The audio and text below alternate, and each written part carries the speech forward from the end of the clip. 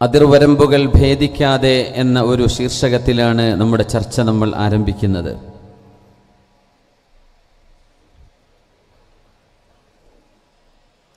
ബഹുമാനപ്പെട്ട കുട്ടി ഹസൻ ദാരിമി ഉസ്താദ് അവറുകൾ സൂചിപ്പിച്ച പോലെ സ്നേഹവും സൗഹാർദ്ദവും കരുണയും ദയാവായ്പുമുള്ള ഈ ഉമ്മത്തിൻ്റെ അനുയായികളാണ് നമ്മൾ ആവേണ്ടവരാണ്. വകദാലിക ജഅൽനാകും ഉമ്മതൻ വസത ലിതകൂനു ശുഹദാഅ അലന്നാസ് വയകൂന റസൂലു അലൈക്കും ഷഹീദ. വകദാലിക ജഅൽനാകും ഉമ്മതൻ വസത, അല്ലാഹു നിങ്ങളെ ഒരു മധ്യമ സമുദായമായി മാറ്റിയിരിക്കുന്നു എന്ന് പരിശുദ്ധ ഖുർആൻ. നമ്മൾ രണ്ട് എക്സ്ട്രീം എൻഡുകളുടെയും നടുവിലാണുള്ളത്. ഈസാ നബി അലൈഹിസ്സലാത്തു വസ്സലാമിനെ സംബന്ധിച്ചുള്ള ജൂത ക്രിസ്തീയ മതങ്ങളുടെ വിശ്വാസവും മുസ്ലിമീങ്ങളുടെ വിശ്വാസവും എടുത്തു നോക്കിയാൽ എന്താണ് മധ്യമ സമുദായം എന്നതിൻ്റെ അർത്ഥം എന്ന് മനസ്സിലാവും. ഈസാ നബി അലൈഹിസ്സലാമിനെ ഒരു വിഭാഗം ആളുകൾ പുകഴ്ത്തുകയും വാനോളം പുകഴ്ത്തുകയും ചെയ്ത് അതിൻ്റെ അതിർവരമ്പുകൾ ഭേദിച്ചു കടന്നപ്പോൾ ഈസാ നബി ദൈവപുത്രനാണെന്നും ദൈവമാണെന്നും ഒരു വിഭാഗം ആളുകൾ വാദിച്ചു, ക്രിസ്ത്യാനികൾ. മറ്റൊരറ്റത്ത് ജൂതന്മാർ ഈസാ നബി അലൈഹിസ്സലാം ജാരസന്തതിയാണെന്നും വ്യഭിചാരത്തിൽ നിന്നുണ്ടായതാണെന്നും മഅദല്ലാഹ് മറിയം ബീവിയെ വ്യഭിചാരാരോപണം നടത്തുകയും ഈസാ നബി അലൈഹിസ്സലാമിനെ സംബന്ധിച്ച് വളരെ മോശമായി പറയുകയും ചെയ്തു ജൂതന്മാർ. നമ്മളതിനിടയിലാണ്. ഒരു പിതാവില്ലാതെ ജനിച്ചതിൻ്റെ പേരിൽ മറിയം ബീവി മഹാപാതകം ചെയ്തു എന്ന് പറയല്ലേ. അള്ളാഹുവിൻ്റെ സൃഷ്ടിപ്പ് അപാരമാണ്. ജിബ്രീൽ അലൈഹിസ്സലാത്തു വസ്സലാം റൂഹ് ഊതിയിട്ട് ജന്മം കൊണ്ട മഹാനായ ഈസാ നബി അലൈഹിസ്സലാം അള്ളാഹുവിൻ്റെ പ്രവാചകനാണ്, അടിമയാണ്, ദൂതനാണ്, ദൈവപുത്രനല്ല, പരിശുദ്ധ പ്രവാചകരാണ്. ഇതാണ് നമ്മുടെ വിശ്വാസം. നമ്മൾ മധ്യത്തിലാണ്. മറ്റു രണ്ടും രണ്ട് അറ്റങ്ങളിലാണ്. ഒന്ന് എക്സ്ട്രീം പ്രൈസ്, ഒരുപാട് അങ്ങോട്ട് പ്രശംസിച്ചു ഈസാ നബിയെ, ദൈവതുല്യമാക്കി, ഡിവിനിറ്റി നൽകി. മറ്റൊന്ന് ഈസാ നബി അലൈഹിസ്സലാമിനെ അങ്ങേ അറ്റമുള്ള എക്സ്ട്രീം ഹ്യൂമിലിയേഷൻ, അങ്ങേ അറ്റത്തുള്ള നാണം കെടുത്തൽ. നമ്മൾ അങ്ങനെയല്ല.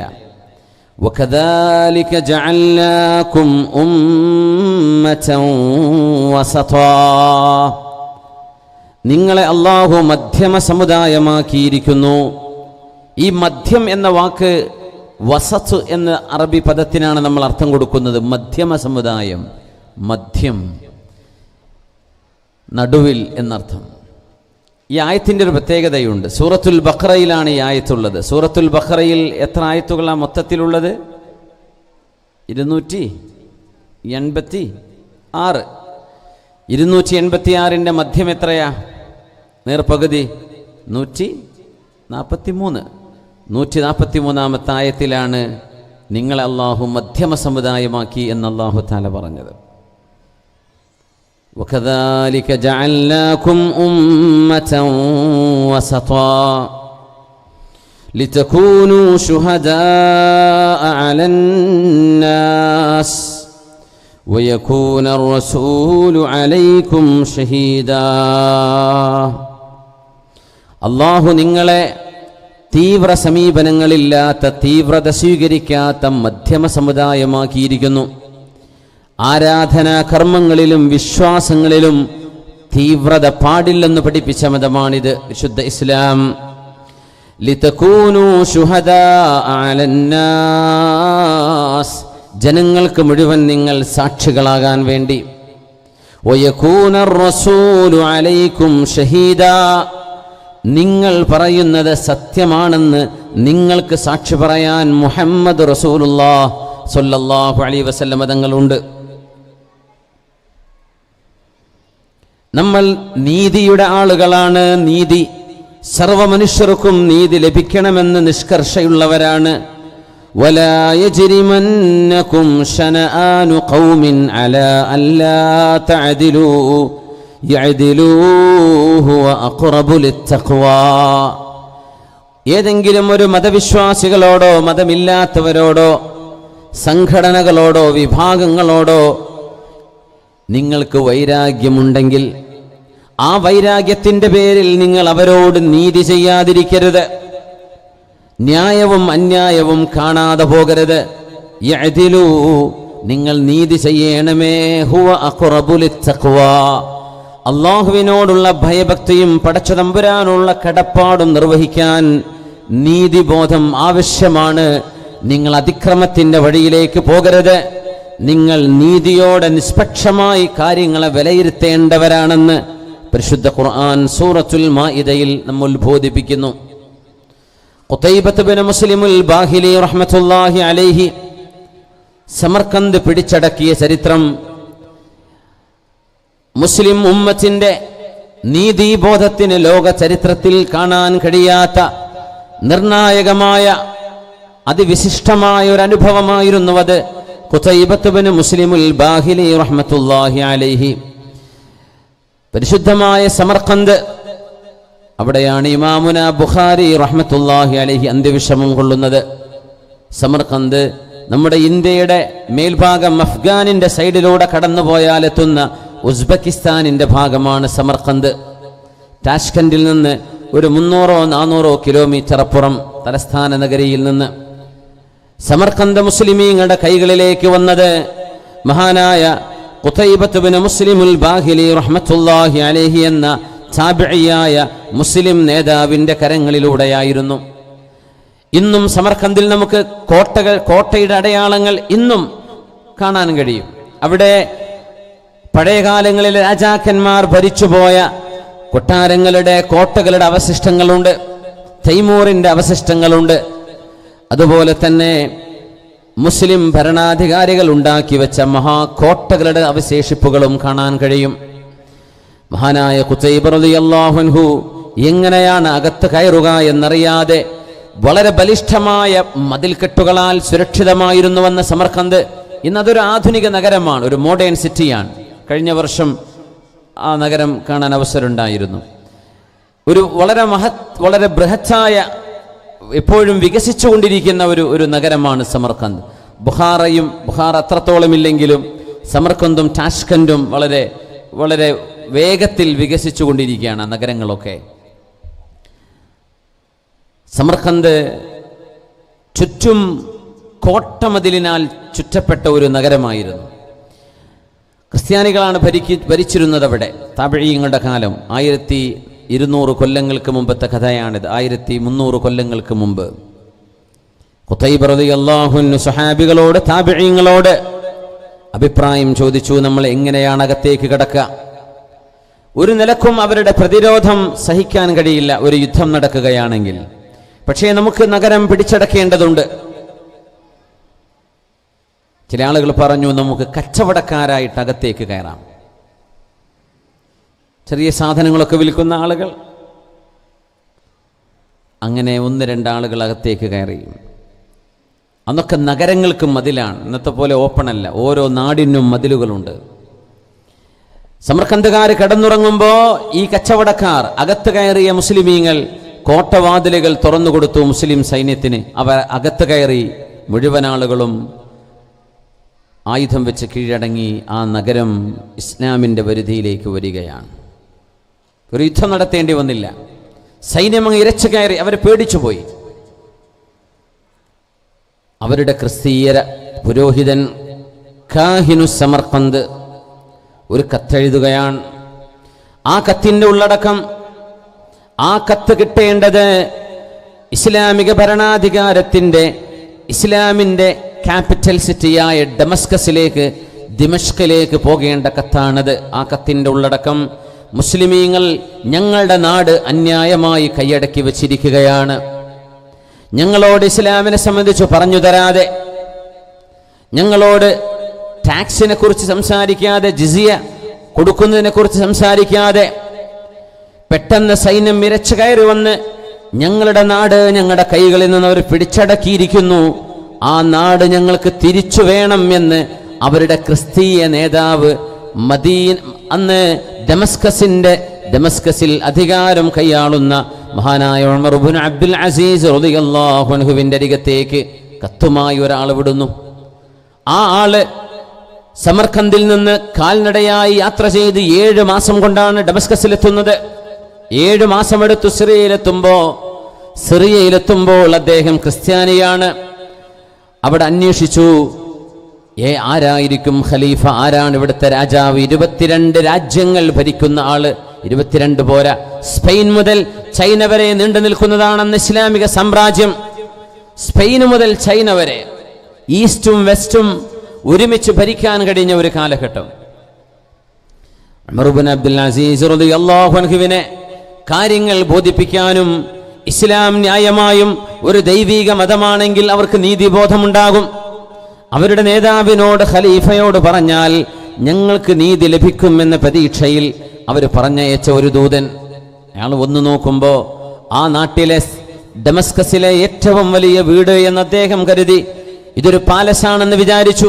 അകത്ത് കയറി ഒരുപാട് ആളുകൾ നിസ്കരിക്കുന്നു. അടുത്തിരിക്കുന്ന ആളോട് ഇയാൾ മെല്ലെ ചോദിച്ചു, ഇതാണോ നിങ്ങളുടെ രാജാവിന്റെ കൊട്ടാരം? ഇതാണോ നിങ്ങളുടെ രാജാവിന്റെ ഖസർ, പാലസ് ഇതാണോ? അദ്ദേഹം പറഞ്ഞു, നിങ്ങൾ മുസ്ലിമാണോ? അല്ല, ഇത് കൊട്ടാരമല്ല, ഇത് മസ്ജിദാണ്, ഇബാദത്ത് ചെയ്യുന്ന സ്ഥലമാണ്, ഞങ്ങൾ നിസ്കരിക്കുന്ന സ്ഥലമാണ്.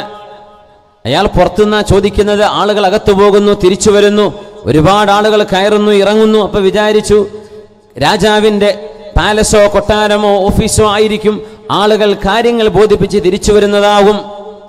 പറഞ്ഞു, ഇത് അള്ളാഹുവിന് ഇബാദത്ത് ചെയ്യാനുള്ള ആരാധനാലയമാണ്. നിനക്ക് ഇസ്ലാം എന്താണെന്നറിയോ? പറഞ്ഞില്ല, എനിക്കൊന്നും അറിയില്ല, ഞാൻ പഠിപ്പിച്ചു തരട്ടെയോ? ആ കൂട്ടുകാരൻ അടുത്തിരുന്ന് അഷ്ഹദു അല്ലാ ഇലാഹ ഇല്ലല്ലാഹ് വ അഷ്ഹദു അന്ന മുഹമ്മദർ റസൂലുള്ളാഹ് വിശുദ്ധ ദീനിന്റെ ബാലപാഠങ്ങൾ പഠിപ്പിച്ചു കൊടുത്തു. അദ്ദേഹം കലിമ ചൊല്ലി മുസ്ലിമായി. അദ്ദേഹം ചോദിച്ചു, നിങ്ങളുടെ ഖലീഫയെ എനിക്കൊന്ന് കാണിച്ചു തരുമോ? അദ്ദേഹത്തിന്റെ കൊട്ടാരം എവിടെയാണ്?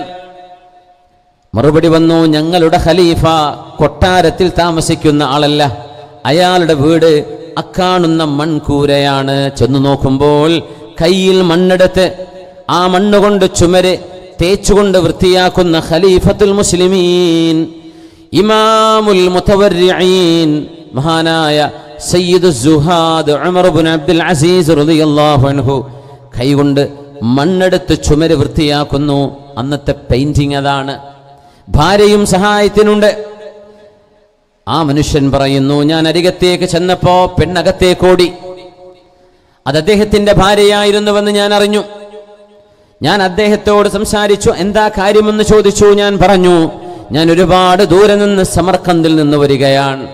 സമർഖന്ദിൽ നിന്ന് അവിടുന്ന് വരുമ്പോ ഇന്നത്തെ അഫ്ഗാനും പാകിസ്ഥാനും കടന്ന് ഇറാൻ ഒന്നാകെ മുറിച്ചു കടന്നിട്ട് വേണം ലെബനോൻ വഴി ഇറാഖിന്റെ മൂലയിലൂടെ ഡമസ്കസിലേക്ക് എത്താൻ.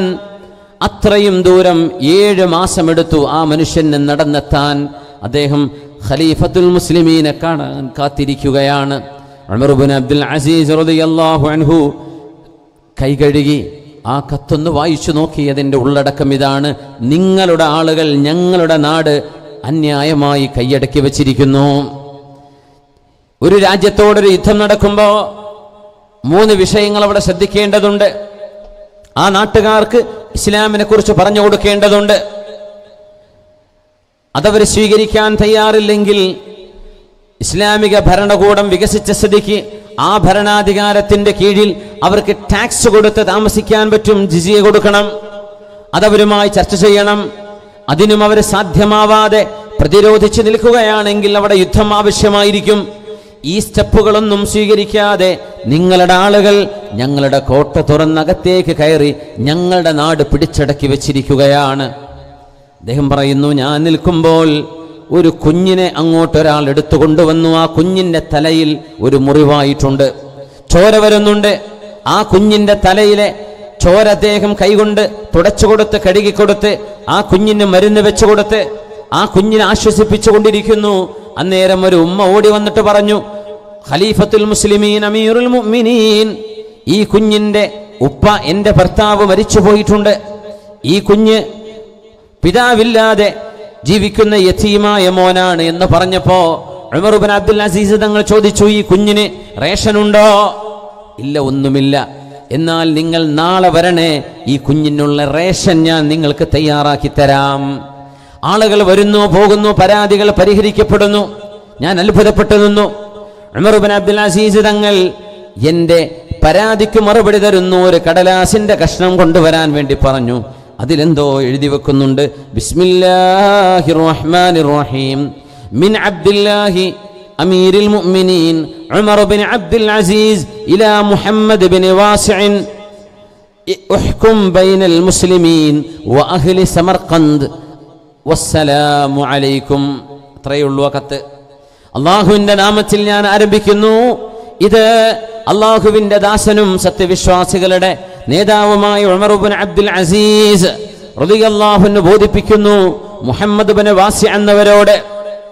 ഖുതൈബത്ത് ഇബ്നു മുസ്ലിമുൽ ബാഹിലി തങ്ങളുടെ സൈന്യത്തിലെ ആബിദായ സയ്യിദു താബിഈൻ, ഉലമാ ആലിമും മിൻ ഉലമാഇ താബിഈനാണ്, മുഹദ്ദിസാണ് മഹാനായ മുഹമ്മദ് ഇബ്നു വാസി അൽ അസ്ദി റഹ്മത്തുള്ളാഹി അലൈഹി. ആ മഹാനായ പണ്ഡിതനോടാണ് കത്തെഴുതിയിട്ട് പറയുന്നത്, നിങ്ങൾ മുസ്ലിമീങ്ങൾക്കും സമർക്കന്തുകാർക്കും ഇടയിലുള്ള ഈ വിഷയം നിങ്ങൾ പരിഹരിക്കണം. ആ യാത്രക്കാരൻ പറയുന്നു, കത്ത് വാങ്ങിച്ചപ്പോൾ എൻ്റെ മനസ്സിൽ എന്തെന്നില്ലാത്തൊരു നിരാശ.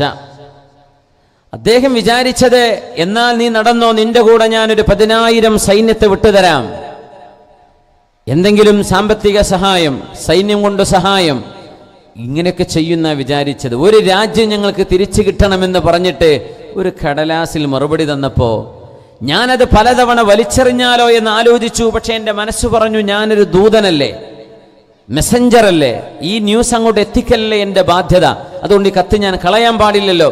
അങ്ങനെ രണ്ടും കൽപ്പിച്ച് ഞാൻ സമർക്കന്ദിലേക്ക് തിരിച്ചു നടന്നു. 7 മാസം തിരിച്ച്. അപ്പോഴേക്കും 1 വർഷവും ചില്ലറയുമായി കഴിഞ്ഞു. 14 മാസമായി അദ്ദേഹം നാട് വിട്ടിട്ട്. 1 വർഷവും 2 മാസവും. അപ്പോഴേക്കും സമർക്കന്ത് മുഴുവൻ ഇസ്ലാമിക സംസ്കാരത്തിലേക്ക് വന്നു തുടങ്ങിയിട്ടുണ്ട്. അവിടെ ഭരണാധികാരികളായി പോലീസും പട്ടാളവും ഭരണാധികാരികളും ഒക്കെ ആയിട്ടുണ്ട്. 1 വർഷം കഴിഞ്ഞില്ലേ? ഇദ്ദേഹം കടന്നു ചെന്നു. അവിടുത്തെ ക്രിസ്തീയ പാതിരിമാരുടെ നേതാവിന് കത്ത് കൊടുത്തു. ആ പാതിരി കത്ത് വായിച്ചിട്ട് പറഞ്ഞു, ഈ മറുപടി നമുക്ക് പ്രതീക്ഷ നൽകുന്നുണ്ട്. ഇസ്ലാം സമാധാനവും നീതിയും കാക്ഷിക്കുന്ന മതമാണെന്ന് ഞാൻ കേട്ടിട്ടുണ്ട്. അതുകൊണ്ട് ഇത് മുസ്ലിമീങ്ങളുടെ നേതാവ് മുഹമ്മദ് ഇബ്നു വാസി റഹ്മത്തുള്ളാഹി അലൈഹിക്ക് കൈമാറാം. മുഹമ്മദ് ഇബ്നു വാസി എന്നവർ ആബിദായ ഒരു യോദ്ധാവ് കൂടിയായിരുന്നു. മഹാനവറുകൾ ഒരു യുദ്ധത്തിലുണ്ടെങ്കിൽ സൈന്യത്തിന്റെ നേതാവ് ഖുതൈബ റളിയല്ലാഹു അൻഹു, ഖുതൈബത്ത് ഇബ്നു മുസ്ലിമുൽ ബാഹിലി തങ്ങൾ പറയും, മുഹമ്മദ് ഇബ്നു വാസി എന്നവർ ദുആ ചെയ്യുന്നുണ്ടെങ്കിൽ ആ യുദ്ധത്തിൽ നമുക്ക് വിജയം ഉറപ്പാണ്, പിന്നെ സൈന്യത്തിന്റെ പ്രകടനം ആവശ്യമില്ല. ആ മഹാന്റെ ദുആയുണ്ടെങ്കിൽ അല്ലാഹു വിജയം തരും. വല്ലാഹി ല ഇസ്ബഉ മുഹമ്മദ് ഇബ്നു വാസിൻ ഖൈറുൻ ഇൻദി മിൻ അൽഫി ശാബിൻ തുരീറിൻ വ അൽഫി സൈഫിൻ ഷഹീർ എന്ന് മഹാനായ ഖുതൈബ തങ്ങളുടെ പ്രശസ്തമായ വാക്കുണ്ട്. 1000 ചെറുപ്പക്കാർ, 1000 മൂർച്ചയുള്ള വാളുകൾ, ആയുധം, ഇതിനേക്കാളൊക്കെ എനിക്ക് പ്രാധാന്യം മുഹമ്മദ് ഇബ്നു വാസിന്റെ പ്രാർത്ഥിക്കുന്ന കരങ്ങളാണ്. അള്ളാഹുവിനോട് ചോദിക്കുന്ന ചോദ്യം ഉയരുന്ന ആ വിരലുകളാണ് എനിക്ക് ആവശ്യമെന്ന് ഖുതൈബ തങ്ങൾ പറയാറുണ്ട്. ആ മുഹമ്മദ് ഇബ്നു വാസി എന്നവർക്ക് കത്ത് കൈമാറുകയാണ്. മഹാനായ മുഹമ്മദ് ഇബ്നു വാസി എന്നവർ സമർക്കന്ദിന്റെ പള്ളിയിൽ ആളുകൾക്ക് ക്ലാസ് എടുത്തുകൊണ്ടിരിക്കുന്നു. ഒരുപാട് ആളുകൾ അവിടെയുണ്ട്. ആ മഹാന്റെ അരികത്തേക്ക് കത്തുമായി ചെല്ലുന്നു. കത്തെടുത്തു. എന്നിട്ട് പറഞ്ഞു, വായിച്ചു നോക്കിയപ്പോ പറഞ്ഞു, കത്ത് കൊണ്ടുവന്ന ആളോട്, മൗഇദുകും ഗദൻ ഫീ ഹാദൽ മകാനി ഇൻഷാ അല്ലാഹ്, നാളെ നിങ്ങളുടെ പുരോഹിതന്മാരെയും കൊണ്ട് ഈ പള്ളിയിലേക്ക്, ഈ പള്ളിയുടെ പരിസരത്തേക്ക് നിങ്ങൾ വരണം. നാളെ ഞാൻ തീർപ്പ് കൽപ്പിക്കാം. മഹാനായ മുഹമ്മദ് ഇബ്നു വാസി റഹ്മത്തുള്ളാഹി അലൈഹിയോട് മഹാനവറുകൾ ദൗത്യം നിർവഹിക്കാൻ പോകുന്നു. മുസ്ലിമീങ്ങളുടെ സൈന്യാധിപനുണ്ടെന്ന് അസദ് ഇബ്നു അബ്ദുല്ലാഹിൽ ഖുസരി, അസദ് ഇബ്നു അബ്ദുല്ലാഹിൽ ഖുസരിയെ വിളിച്ചു. മഹാനായ മുഹമ്മദ് ഇബ്നു വാസി എന്നവരെ ജഡ്ജായിട്ട് നിയമിതനാവുകയാണ്. ജഡ്ജാക്കുന്നതാരാണ്? ഒരു കത്തിലൂടെ മഹാനായ ഉമർ ഇബ്നു അബ്ദുൽ അസീസ് റളിയല്ലാഹു അൻഹു മഹാനവറുകൾ മുസ്ലിം പക്ഷത്തിന്റെ നേതാവ് അസദ് ഇബ്നു അബ്ദുല്ലാഹിൽ ഖുസരിയെയും ക്രിസ്തീയ പക്ഷത്തെ ക്രിസ്ത്യാനികളുടെ നേതാവിനെയും വിളിച്ചു കൊണ്ടുവന്നു. കോടതിയിൽ വിസ്തരിക്കുകയാണ്. വാദിയും പ്രതിയുമുണ്ട്. ഇവിടെ വാദിയും പ്രതിയുമുണ്ട്. മുസ്ലിമീങ്ങൾ പ്രതിക്കൂട്ടിലാണ് വാദിക്കുന്നത് ക്രിസ്ത്യാനികള്. മഹാനായ മുഹമ്മദ് ഇബ്നു വാസി എന്നവര് ചോദിച്ചു, എന്താണ് നിങ്ങളുടെ പരാതി? അവര് വിഷയം പറഞ്ഞു. ഞങ്ങളുടെ നാട് നിങ്ങൾ പെട്ടെന്ന് പിടിച്ച് കൈയടക്കി, അത് ശരിയല്ല, ഞങ്ങളോട് നീതി കാണിച്ചിട്ടില്ല.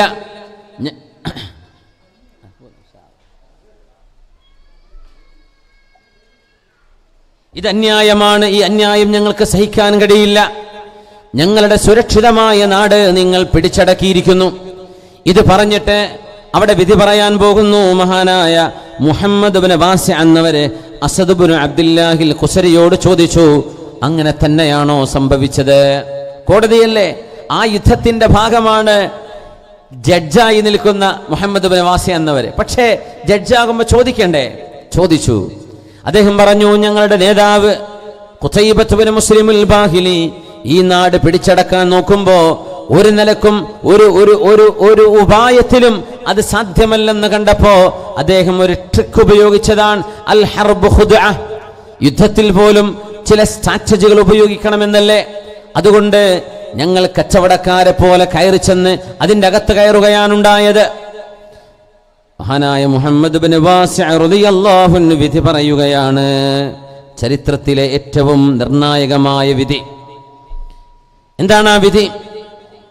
ഇന്നല്ലാഹ ബഅസ മുഹമ്മദൻ സ്വല്ലല്ലാഹു അലൈഹി വസല്ലം ഹാദിയ വലം യബ്അസുഹു ജാബിയ.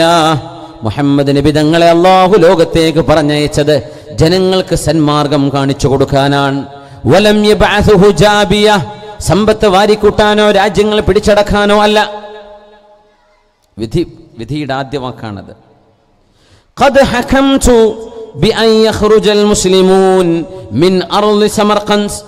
മുസ്ലിമീങ്ങൾ മുഴുവൻ ആളുകളും, ആണുങ്ങളും പെണ്ണുങ്ങളും കുട്ടികളും ഇന്നത്തെ ദിവസം ഈ സെക്കൻഡ് മുതൽ ഇറങ്ങിക്കൊടുക്കണം. സമർഖന്ദിൽ നിന്ന് മുഴുവൻ ആളുകളും ഇറങ്ങിക്കൊടുക്കണം. ഫഇൻഹും ഹത്താ യഖ്റുജു സുറാഫാതിൻ വവഹ്ദാന. നിങ്ങൾ ഓരോരുത്തരും ഒറ്റക്കും കൂട്ടമായിട്ടും നിങ്ങൾ ഇവിടുന്ന് ഇറങ്ങിക്കൊടുക്കേണ്ടവരാണ്. മഹാനായ മുഹമ്മദ് ഇബ്നു വാസി റഹ്മത്തുള്ളാഹി അലൈഹിയുടെ നിർണായകമായ വിധി പറയുകയാണ്. ആ വിധിന്യായം നടപ്പാക്കുകയാണ്. വിധി പറയുന്ന ജഡ്ജടക്കം ഈ നിമിഷം ഇവിടുന്ന് ഇറങ്ങിക്കൊടുക്കണമെന്നാണ് വിധി. ലോക ചരിത്രത്തിൽ ഇത് ഒരിക്കലേ സംഭവിച്ചിട്ടുള്ളൂ. 1.5 വർഷത്തോളമായി മുസ്ലിമീങ്ങളായ ആളുകൾ ഇടപെട്ടിരുന്ന ഒരു നാട് പിടിച്ചടക്കിയിട്ട് 1 വർഷവും ചില്ലറ മാസങ്ങളും കഴിഞ്ഞിരിക്കെ മഹാനായ മുഹമ്മദ് ഇബ്നു വാസി എന്നവര് നമ്മൾ ചെയ്തത് അന്യായമാണ്. മുസ്ലിമീങ്ങളെ ആയുധം മുസ്ലിമീങ്ങളുടെ കൂടെയാണ്, സൈന്യം മുസ്ലിമീങ്ങളുടെ കൂടെയാണ്, അധികാരം മുസ്ലിമീങ്ങളുടെ കൈകളിലാണ്. പക്ഷേ നമ്മൾ ചെയ്തത് ന്യായമല്ല. നമ്മൾ ഈ നാട്ടുകാർക്ക് വേണ്ടി ഈ നാട് ഇറങ്ങിക്കൊടുക്കണം എന്ന് പറഞ്ഞ് മുസ്ലിമീങ്ങൾ മുഴുവൻ ആളുകളും അവരവരുടെ എല്ലാ ലഗേജുകളും എടുത്ത് സമർഖന്ദിന്റെ വാതിലിലൂടെ പുറത്തു കടന്ന സംഭവം ഇത് ചരിത്രത്തിൽ ഒരിക്കലേ നടന്നിട്ടുള്ളൂ. മുസ്ലിമീങ്ങൾ ഇറങ്ങിക്കൊടുത്തു. വിധി പറഞ്ഞത് മുസ്ലിം നേതാവാണ്. മുഴുവൻ ആളുകളും ഇറങ്ങിപ്പോയപ്പോ സമർഖന്ദുകാരുടെ മനസ്സിന് എന്തെന്നില്ലാത്തൊരു മാറ്റം. അവര് പറയാൻ തുടങ്ങി, ഇതെന്തൊരു അത്ഭുതമാണ്. ജയിച്ചടക്കുന്ന ഒരു സൈന്യമുണ്ടോ ഇങ്ങനെ അധികാരം വിട്ടുകൊടുക്കുന്നത്? അധികാരം കൈകൾ ലഭിച്ചിട്ടത് വേണ്ടെന്ന് പറയുകയോ? ഇത് മഹാത്ഭുതമാണ്, മഹാത്ഭുതം. മഹാനായ ഖുതൈബ റളിയല്ലാഹു അൻഹുവിന്റെ സൈന്യമാണ് ഇറങ്ങിക്കൊടുക്കുന്നത്. ആ ഇറങ്ങിക്കൊടുക്കുന്നതിൽ പ്രഗത്ഭനായ പണ്ഡിതനുണ്ട്, ഖാദിയായ മുഹമ്മദ് ഇബ്നു വാസി അൽ അസ്ദി റളിയല്ലാഹു അൻഹു. മുസ്ലിമീങ്ങൾ ഇറങ്ങിപ്പോകുമ്പോഴാണ് ക്രിസ്ത്യാനികൾ അവിടെ നിന്ന് വിളിച്ചു പറഞ്ഞത്, മുസ്ലിമീങ്ങളെ നിങ്ങൾ ദയവ് ചെയ്ത് ഞങ്ങളുടെ നാട് വിട്ടു പോകരുത്. ഇത്രയും മനോഹരമാണ് നിങ്ങളുടെ നീതിബോധമെങ്കിൽ, ഇത്രയും സുന്ദരമാണ് നിങ്ങളുടെ മതവിശ്വാസമെങ്കിൽ, ഇത്രയും ന്യായവും അന്യായവും നോക്കി മനസ്സിലാക്കുന്നവരാണ് നിങ്ങളുടെ മതാധികാരികളെങ്കിൽ നിങ്ങൾ ഞങ്ങളുടെ നാട്ടിൽ നിൽക്കണം. ഞങ്ങളുടെ മേൽ അധികാരികളായി നിങ്ങൾ തന്നെ വന്നോളൂ. പക്ഷേ ഇനി മുതൽ ഞങ്ങളും നിങ്ങളും ശത്രുക്കളല്ല, ഇഖ്വാനൻ വഅഖവാതിൻ, നമ്മൾ സഹോദരങ്ങളാണ്, സഹോദരികളായി, സഹോദരന്മാരായി, സൗഹൃദത്തിന്റെ ഭാഷയിൽ നിങ്ങൾക്ക് ഞങ്ങളോടൊപ്പം ഇവിടെ താമസിക്കാം, നിങ്ങൾ നാട് വിട്ടു പോകല്ലേ എന്ന് പറഞ്ഞ് ഇറങ്ങിക്കൊണ്ടിരുന്ന മുഴുവൻ മുസ്ലിമീങ്ങളെയും ആ സമർഖന്ദുകാർ തിരിച്ചു വിളിക്കുകയാണ് ഉണ്ടായത്. അങ്ങനെ മുസ്ലിം ഭരണത്തിന് കീഴിൽ വന്ന നാടാണ് ഇന്നത്തെ ഉസ്ബെക്കിസ്ഥാനിലെ തലയെടുപ്പുള്ള നഗരമായി നിൽക്കുന്ന സമർഖന്ദ്. അവിടെയാണ് സ്വഹീഹുൽ ബുഖാരി രചിച്ച മഹാനായ മുഹമ്മദ് ബിൻ ഇസ്മായിലുൽ ബുഖാരി തങ്ങളുടെ മഖാം കിടക്കുന്നത് സമർഖന്ദിലാണ്. ഇമാം ബുഖാരി തങ്ങൾ അന്ത്യവിശ്രമം കൊള്ളുന്നത്. ആ വിശാലമായ ഒരു നഗരം, അല്ലാഹുവിന്റെ ദീൻ പറയുന്ന വലാ യജ്രിമന്നകും ശനആനു ഖൗമിൻ അലാ അല്ലാ തഅദിലു യഅദിലൂ ഹുവ ഖറബു ലിത്തഖ്വാ. ഇതാണ് ഇസ്ലാം എന്ന് ലോകത്തിന് പഠിപ്പിച്ചു കൊടുക്കാൻ നമുക്ക് ബാധ്യതയില്ലേ മുഅ്മിനീങ്ങളെ? നമുക്കൊരു ഉത്തരവാദിത്വമില്ലേ? ഇത്രയും സത്യസന്ധമായും ന്യായം ന്യായമായും അന്യായം അന്യായമായും കാണാനും മനസ്സിലാക്കാനും അതിനനുസരിച്ച് ആക്ട് ചെയ്യാനുമുള്ള ഉത്തരവാദിത്വം അല്ലാഹു നമ്മളെ ഏൽപ്പിച്ചിട്ടുണ്ട്. വകദാലിക ജഅൽനാകും ഉമ്മതൻ വസതാ ലിതകൂനു ശുഹദാഅ അലന്നാസ് കുൻതും ഖൈറ ഉമ്മത്തിൻ ഉഖ്രിജത് ലിന്നാസ് തഅ്മുറൂന ബിൽ മഅറൂഫി വതൻഹൗന അനിൽ മുൻകർ. നന്മ കൽപ്പിക്കുകയും തിന്മ വിരോധിക്കുകയും ചെയ്യുന്ന ഏറ്റവും നല്ല സമുദായം നിങ്ങളാണ് എന്ന് പരിശുദ്ധ ഖുർആൻ അഷ്റഫുൽ ഖൽഖ് സ്വല്ലല്ലാഹു അലൈഹി വസല്ലമ തങ്ങളുടെ രസനയിലൂടെ നമ്മളെ പഠിപ്പിക്കുകയാണ്. ഇന്നല്ലാഹ ബഅസ മുഹമ്മദൻ സ്വല്ലല്ലാഹു അലൈഹി വസല്ലമ ഹാദിയാ വലം യബ്അസുഹു ജാബിയാ.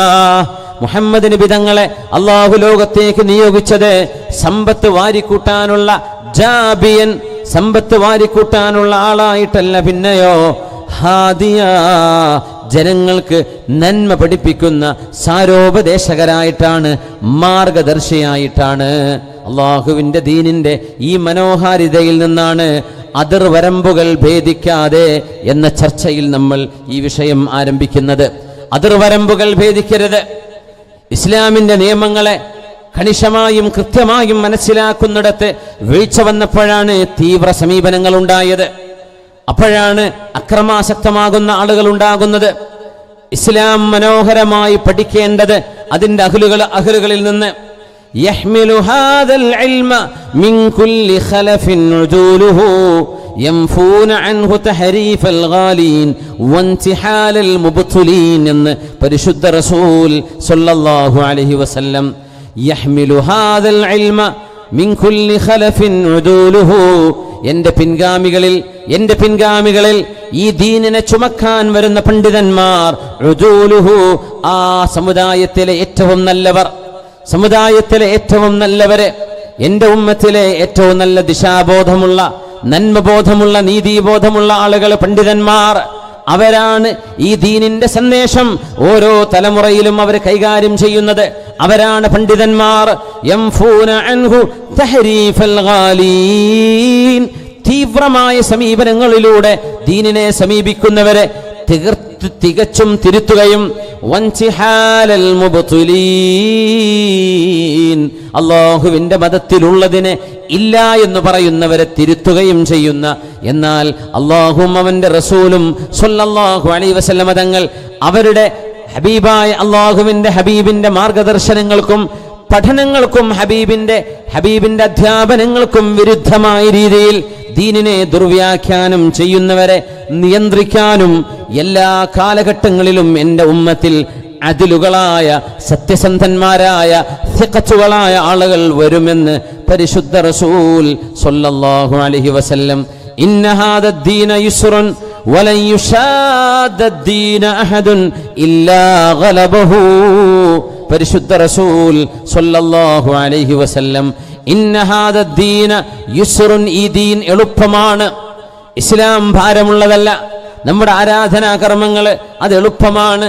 വലൻ യുശാദ്ദദ്ദീന അഹദുൻ ഇല്ലാ ഗലബ, അല്ലാഹു എളുപ്പമാക്കി വെച്ച മതത്തെ നിങ്ങളായിട്ടങ്ങ് ബുദ്ധിമുട്ടാക്കുകയാണെങ്കിൽ, നിങ്ങളായിട്ട് നിങ്ങൾക്ക് എടുത്താൽ പൊങ്ങാത്ത രീതിയിൽ നിങ്ങളെ കൊണ്ട് നടക്കാൻ കഴിയാത്ത വിധത്തിൽ അള്ളാഹുവിൻ്റെ ദീനിൽ നിങ്ങൾ തീവ്രമായ നിലപാടുകൾ സ്വീകരിക്കുകയാണെങ്കിൽ ദീൻ നിങ്ങളെ അതിജയിക്കുകയും ദീൻ ജയിക്കുകയും നിങ്ങൾ തോൽക്കുകയും ചെയ്യും. വലൻ യുശാദ്ദദ്ദീന അഹദുൻ ഇല്ലാ ഗലബഹു എന്ന് പരിശുദ്ധ റസൂൽ സ്വല്ലല്ലാഹു അലൈഹി വസല്ലം ഹബീബായ നബി തങ്ങൾ പറയുന്നുണ്ട്, ഇന്നൽ മുംബിത ലാ അർളൻ ഖതഅ വലാ ളുഹ്റൻ അബ്ഖാ. ഇന്നൽ മുംബിത, ഇവിടെ പറയുന്ന മുംബിത്തിന്റെ അർത്ഥം ധൃതി പിടിച്ച് യാത്ര ചെയ്യുന്ന ആള്. ഒരു സൈന്യം യാത്ര പോകുമ്പോ, ഒരു യാത്രാസംഘം പോകുമ്പോ എല്ലാവരെക്കാളും മുമ്പിലെത്തണം എന്ന് പറഞ്ഞ് ഓടിക്കിതച്ച് യാത്ര ചെയ്യുന്ന ആളുകള്, ഓടിക്കിതച്ചു പോകുന്ന ആളുകൾ ലാ അർളൻ ഖതഅ, അവര് ദൂരം മുറിച്ചു കടക്കാനോ വലാ ളുഹ്റൻ അബ്ഖാ, വാഹനമായി ഉപയോഗിക്കുന്ന ഒട്ടകങ്ങളെ ക്ഷീണിപ്പിക്കാതിരിക്കാനോ അവരെ കൊണ്ട് കഴിയില്ല. അവർക്കാണെങ്കിൽ യാത്ര തുടരാനോ അല്ലെങ്കിൽ ഒട്ടകങ്ങളെ സുരക്ഷിതമായി നിലനിർത്താനോ കഴിയില്ല. ഒട്ടകം ചത്തുപോകും. ദാഹിച്ച് വിശന്ന് അവശമായിട്ട് ആ ഒട്ടകങ്ങൾക്ക് യാത്ര തുടരാൻ കഴിയില്ല. അങ്ങനെ വന്നാൽ തുടക്കത്തിലെ ഓടിയ ആളുകള് അവർക്ക് പിന്നെ ലക്ഷ്യസ്ഥാനം എത്തുകയും സാധ്യമല്ല. ഒരു സ്ഥലത്ത് ഓടിയെന്ന് വരാം, 2 സ്ഥലത്തെത്തിയെന്ന് വരാം. നിരന്തരം ഇങ്ങനെ ധൃതി പിടിച്ചു പോകുമ്പോ അല്ലാഹുവിന്റെ റസൂല് പറയുന്നു, ലാ അർളൻ ഖതഅ വലാ ളുഹ്റൻ അബ്ഖാ. സാവധാനത്തിൽ യാത്ര പോവുകയാണെങ്കിൽ വാഹനത്തിന് കേടില്ല, വാഹനം നശിക്കില്ല, ആക്സിഡന്റുകൾ ഉണ്ടാകുന്നില്ല. വലാ അർളൻ ഖതഅ, ദൂരം അവർക്ക് മുറിച്ചു കടക്കാനും കഴിയും. പക്ഷേ ധൃതി പിടിച്ചു പോകുമ്പോ തിരക്കിലായി പോയി, ആക്സിഡന്റായി, അപകടമായി, വാഹനം കേടുവന്നു, യാത്ര തുടരാൻ കഴിയില്ല. എത്ര മനോഹരമാണ് ഹബീബിന്റെ കാഴ്ചപ്പാട്. ഇന്നൽ മുംബിത ലാ അർളൻ ഖതഅ വലാ ളുഹ്റൻ അബ്ഖാ. അതുകൊണ്ട് യാത്ര പോകുന്നവർ പോലും യാത്രയിൽ ധൃതി പിടിച്ചു പോകല്ലേ എന്ന് പരിശുദ്ധ റസൂൽ സ്വല്ലല്ലാഹു അലൈഹി വസല്ലം. മാ കാന റിഫ്ഖു ഫീ ഷൈഇൻ ഇല്ലാ സാനഹു വമാ നുസിഅ മിൻ ഷൈഇൻ ഇല്ലാ ഷാനഹു എന്ന് നമ്മുടെ ഹബീബല്ലേ പറഞ്ഞത്. മാ കാന റിഫ്ഖു ഫീ ഷൈഇൻ, ഏതൊരു വിഷയത്തിലും ഒരൽപ്പം മയത്തോടെ, സാവകാശത്തോടെ, എളിമയോടെ, വിനയത്തോടെ, താഴ്മയോടെ നിങ്ങൾ ഇടപെടുകയാണെങ്കിൽ ഇല്ലാ സാനഹു, അതിന് ഭംഗിയുണ്ട്. വമാ നുസിഅ മിൻ ഷൈഇൻ ഇല്ലാ ഷാനഹു, നിങ്ങളെങ്ങാനും അവധാനതയും ക്ഷമയും അതുപോലെ തന്നെ റിഫ്ഖും മാന്യതയും എളിമയും ഉപേക്ഷിക്കുകയാണെങ്കിൽ നിങ്ങൾ ചെയ്യുന്ന ഇടപെടലുകൾ മോശമാണ്. കച്ചവടക്കാരോടാകട്ടെ, കൂടെയുള്ളവരോടാകട്ടെ, വീട്ടുകാരോടാവട്ടെ, നാട്ടുകാരോടാവട്ടെ, മാന്യമായി പെരുമാറുമ്പോൾ അതിന് ഭംഗിയുണ്ട്. മാന്യതയില്ലാതെ പെരുമാറുമ്പോൾ അവർക്ക് ഇങ്ങോട്ടും വൈരാഗ്യം വരും, ദേഷ്യം വരും. അതൊരു സംഘട്ടനത്തിലേക്ക്, അതൊരു കലാപത്തിലേക്ക്, അത് പ്രശ്നങ്ങളിലേക്ക് വഴി നടക്കും. അതുകൊണ്ടാണ് നബി തങ്ങൾ സ്വല്ലല്ലാഹു അലൈഹി വസല്ലം എല്ലാ വിഷയത്തിലും നിങ്ങൾ തീവ്ര സമീപനങ്ങൾ ഒഴിവാക്കിയിട്ട് റിഫ്ഖ് വേണമേ. ഹബീബുനാ റസൂലുള്ളാഹി സ്വല്ലല്ലാഹു അലൈഹി വസല്ലം തങ്ങൾ പരിശുദ്ധമായ ബദറിൽ നിന്ന് കടന്നു വരികയാണ്, തിരിച്ചു വരികയാണ്. അല്ലാഹുവിൻ്റെ റസൂലിൻ്റെ ജീവിതത്തിലെ, മുസ്ലിം ഉമ്മത്തിൻ്റെ ജീവിതത്തിലെ, ഇസ്ലാമിക ചരിത്രത്തിലെ നിർണായക സംഭവമാണ് പരിശുദ്ധമായ ബദർ. അല്ലാഹു തആല സത്യവും അസത്യവും വേർതിരിച്ച സമയമാണത്. ഹബീബുനാ റസൂലുള്ളാഹി തങ്ങൾക്ക് ബദറിന്റെ വിജയം അല്ലാഹു നൽകിയപ്പോ മദീനയിലേക്ക് തിരിച്ചെത്തുമ്പോൾ അല്ലാഹുവിൻ്റെ റസൂലിന്റെ പ്രിയപ്പെട്ട മോള് റുഖയ്യ ബീവി റളിയല്ലാഹു അൻഹ ലോകത്തോട് വിട പറഞ്ഞ സങ്കട വാർത്തയായിരുന്നു ഹബീബിന് കേൾക്കേണ്ടി വന്നത്. ബദറിന്റെ ഒരു വിജയം, ബദറിന്റെ അഭിമാനം, ആ ബദറിന്റെ അഭിമാനവുമായി നബി തങ്ങൾ കടന്നു വരുമ്പോൾ ഇപ്പുറത്ത് ഹബീബായ നബി തങ്ങൾ കേൾക്കുന്നു, ഉസ്മാൻ തങ്ങൾക്ക് കല്യാണം കഴിച്ചു കൊടുത്തിരുന്ന ഹബീബിന്റെ പ്രിയപ്പെട്ട മോള് റുഖയ്യ റളിയല്ലാഹു അൻഹ ആ ബദർ യുദ്ധം നടക്കുമ്പോൾ ലോകത്തോട് വിട പറഞ്ഞിട്ടുണ്ട്. അതുകൊണ്ടാണ് ഉസ്മാൻ എന്നവർക്ക് ബദരിയാവാൻ കഴിയാതെ പോയത്. ഉസ്മാൻ തങ്ങൾ റുഖയ്യ ബീവിയെ ശുശ്രൂഷിക്കുകയായിരുന്നു. ബദർ യുദ്ധം നടക്കുമ്പോൾ ബീവിക്ക് സുഖമില്ലായിരുന്നു. ചെറുപ്പക്കാരിയാണ് റുഖയ്യ ബീവി, എന്നാലും വളരെ നേരത്തെ യൗവനത്തിലെ വഫാത്തായ ഹബീബിന്റെ മോളാണ് റുഖയ്യ റളിയല്ലാഹു അൻഹ. ഹബീബായ നബി തങ്ങൾ ബദർ കഴിഞ്ഞ് അൻസ്വാരികളെ കാണാൻ വേണ്ടി തിരിച്ചു വരുന്നു. സഅദ് ഇബ്നു മുആദ് റളിയല്ലാഹു തആല അൻഹു അല്ലാഹുവിന്റെ റസൂലിനെ കണ്ടുകൊണ്ട് പറഞ്ഞു, യാ റസൂലല്ലാഹ്, അല്ലാഹുവിന്റെ റസൂലേ, വ ഇന്ന വറാഅനാ ഖൗമുൻ ലൗ യഅലമൂന അന്നക തൽഖാ കൈദൻ ലമാ തഖല്ലഫൂ അൻക ഹും അശദ്ദു ഹുബ്ബൻ വ ത്വാഅതൻ ലക മിന്നാ. അല്ലാഹുവിന്റെ റസൂലേ, ഈ പരിശുദ്ധമായ മദീനയിൽ യുദ്ധത്തിന് വരാൻ കഴിയാത്ത ആളുകളുണ്ട്, ബദർ യുദ്ധത്തിൽ സംബന്ധിക്കാത്ത ആളുകളുണ്ട്. ഹബീബായ നബിയേ, വ ഇന്ന വറാഅനാ ഖൗമുൻ യാ റസൂലല്ലാഹ്, ഞങ്ങളുടെ നാട്ടുകാരായ മദീനക്കാർ പരിശുദ്ധമായ ബദറിലേക്ക് വരാൻ കഴിയാത്ത എത്രയോ മുസ്ലിമീങ്ങൾ ഇവിടെയുണ്ട്. കാരണം ബദർ പെട്ടെന്നുണ്ടായൊരു യുദ്ധമാണ്. ഹബീബായ നബി തങ്ങൾ അബൂ സുഫിയാൻ എന്നവരുടെ കച്ചവട സംഘത്തെ അബീ സുഫിയാൻ അത് തടഞ്ഞു പിടിക്കാൻ വേണ്ടി പോയതാണ്. മുസ്ലിമീങ്ങളുടെ പൈസ ഉപയോഗിച്ച് മുസ്ലിമീങ്ങളുടെ സാധനങ്ങൾ മക്കയിൽ അവർ ഉപേക്ഷിച്ചത്. ആ കാശ് കൊണ്ടുപോയി സിറിയയിൽ കൊണ്ടുപോയി വിറ്റ് ആ കാശ് കൊണ്ട് ആയുധം വാങ്ങി മുസ്ലിമീങ്ങളോട് പടപൊരുതാൻ വരുന്ന അബൂ സുഫിയാൻ. അതുകൊണ്ടാണ് ആ കച്ചവട സംഘത്തെ നബി തങ്ങൾ തടയണമെന്ന് പറഞ്ഞത്. ആ കച്ചവട സംഘത്തിലെ മുതൽ ആരുടേതാ? മുസ്ലിമീങ്ങളുടേത്.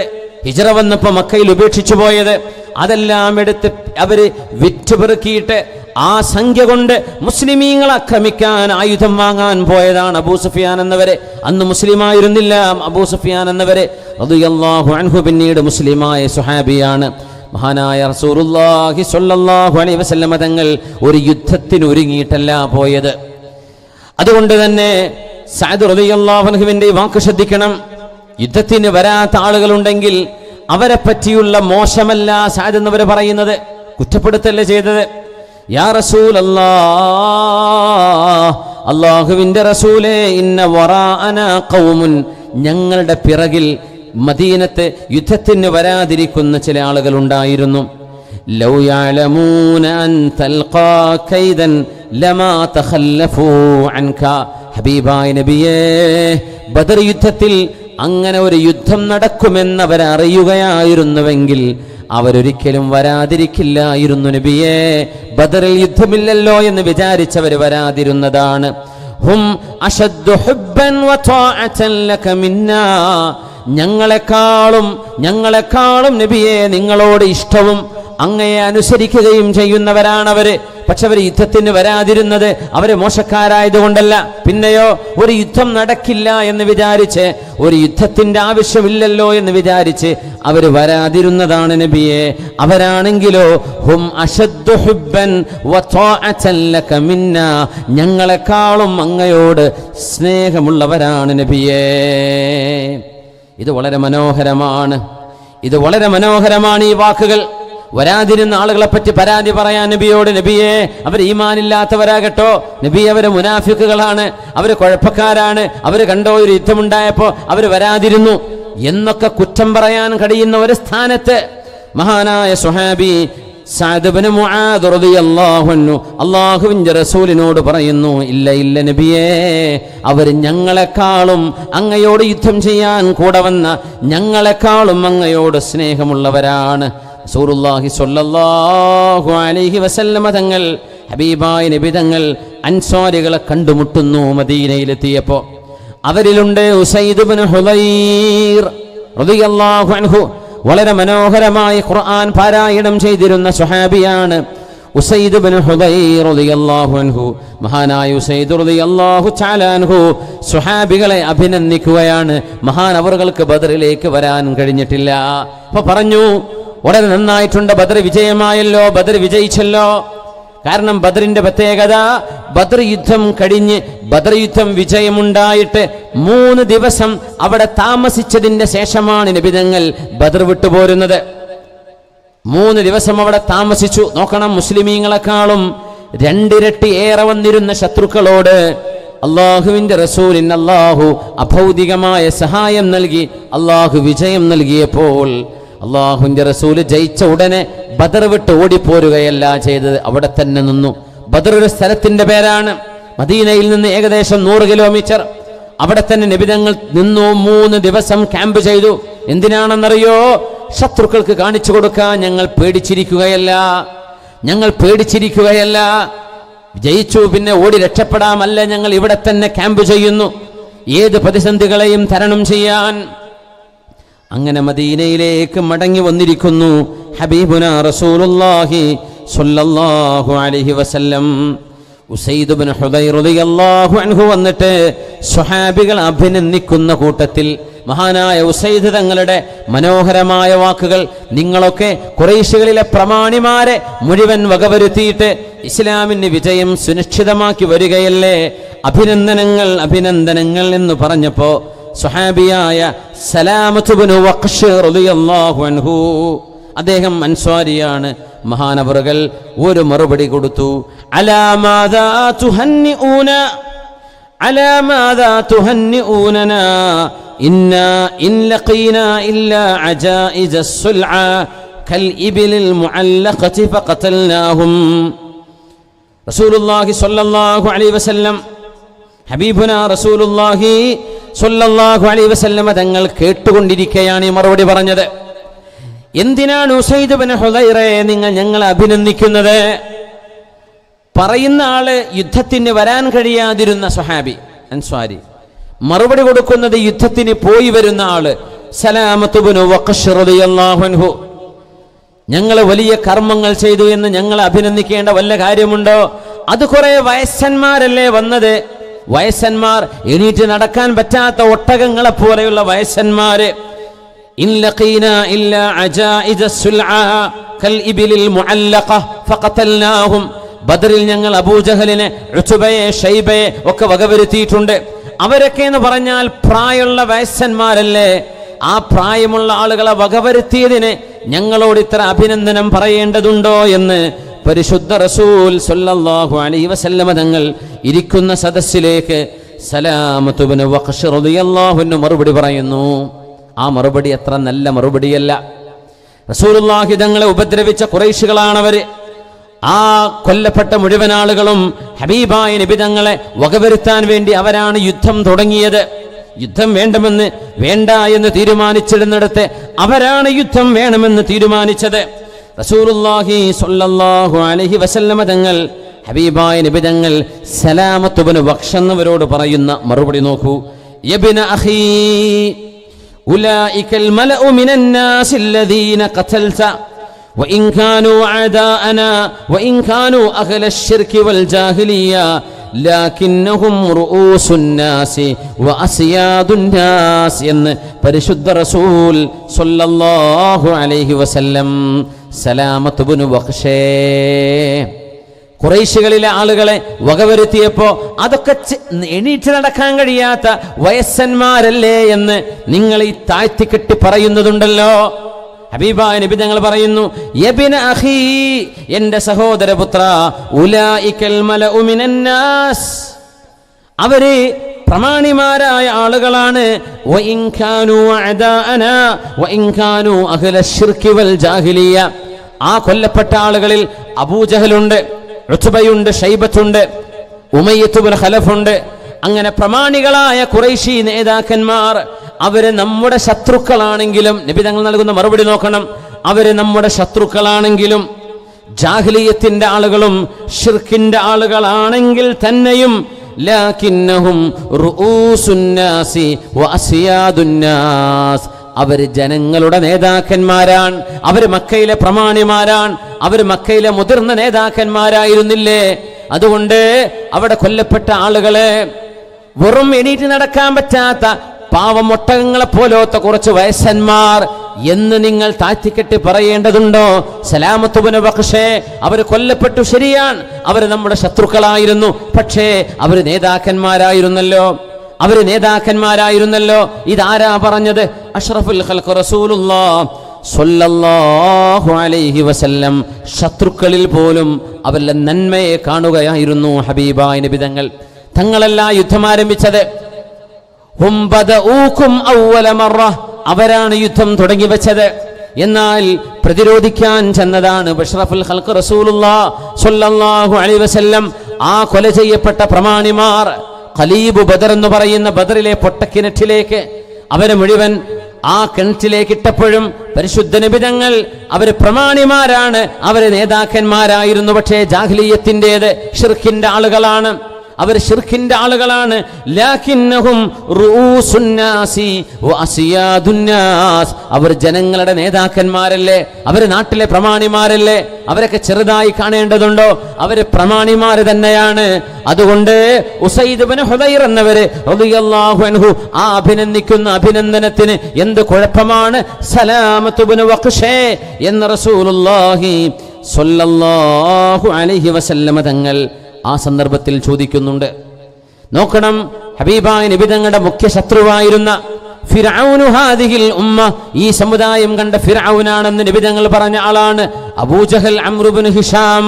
അബൂജഹൽ എന്ന് പറയുന്ന മനുഷ്യന് ദുഷ്ടനായിരുന്നു, ഹബീബിനെ ഒരുപാട് ഉപദ്രവിച്ച ആളാണ്.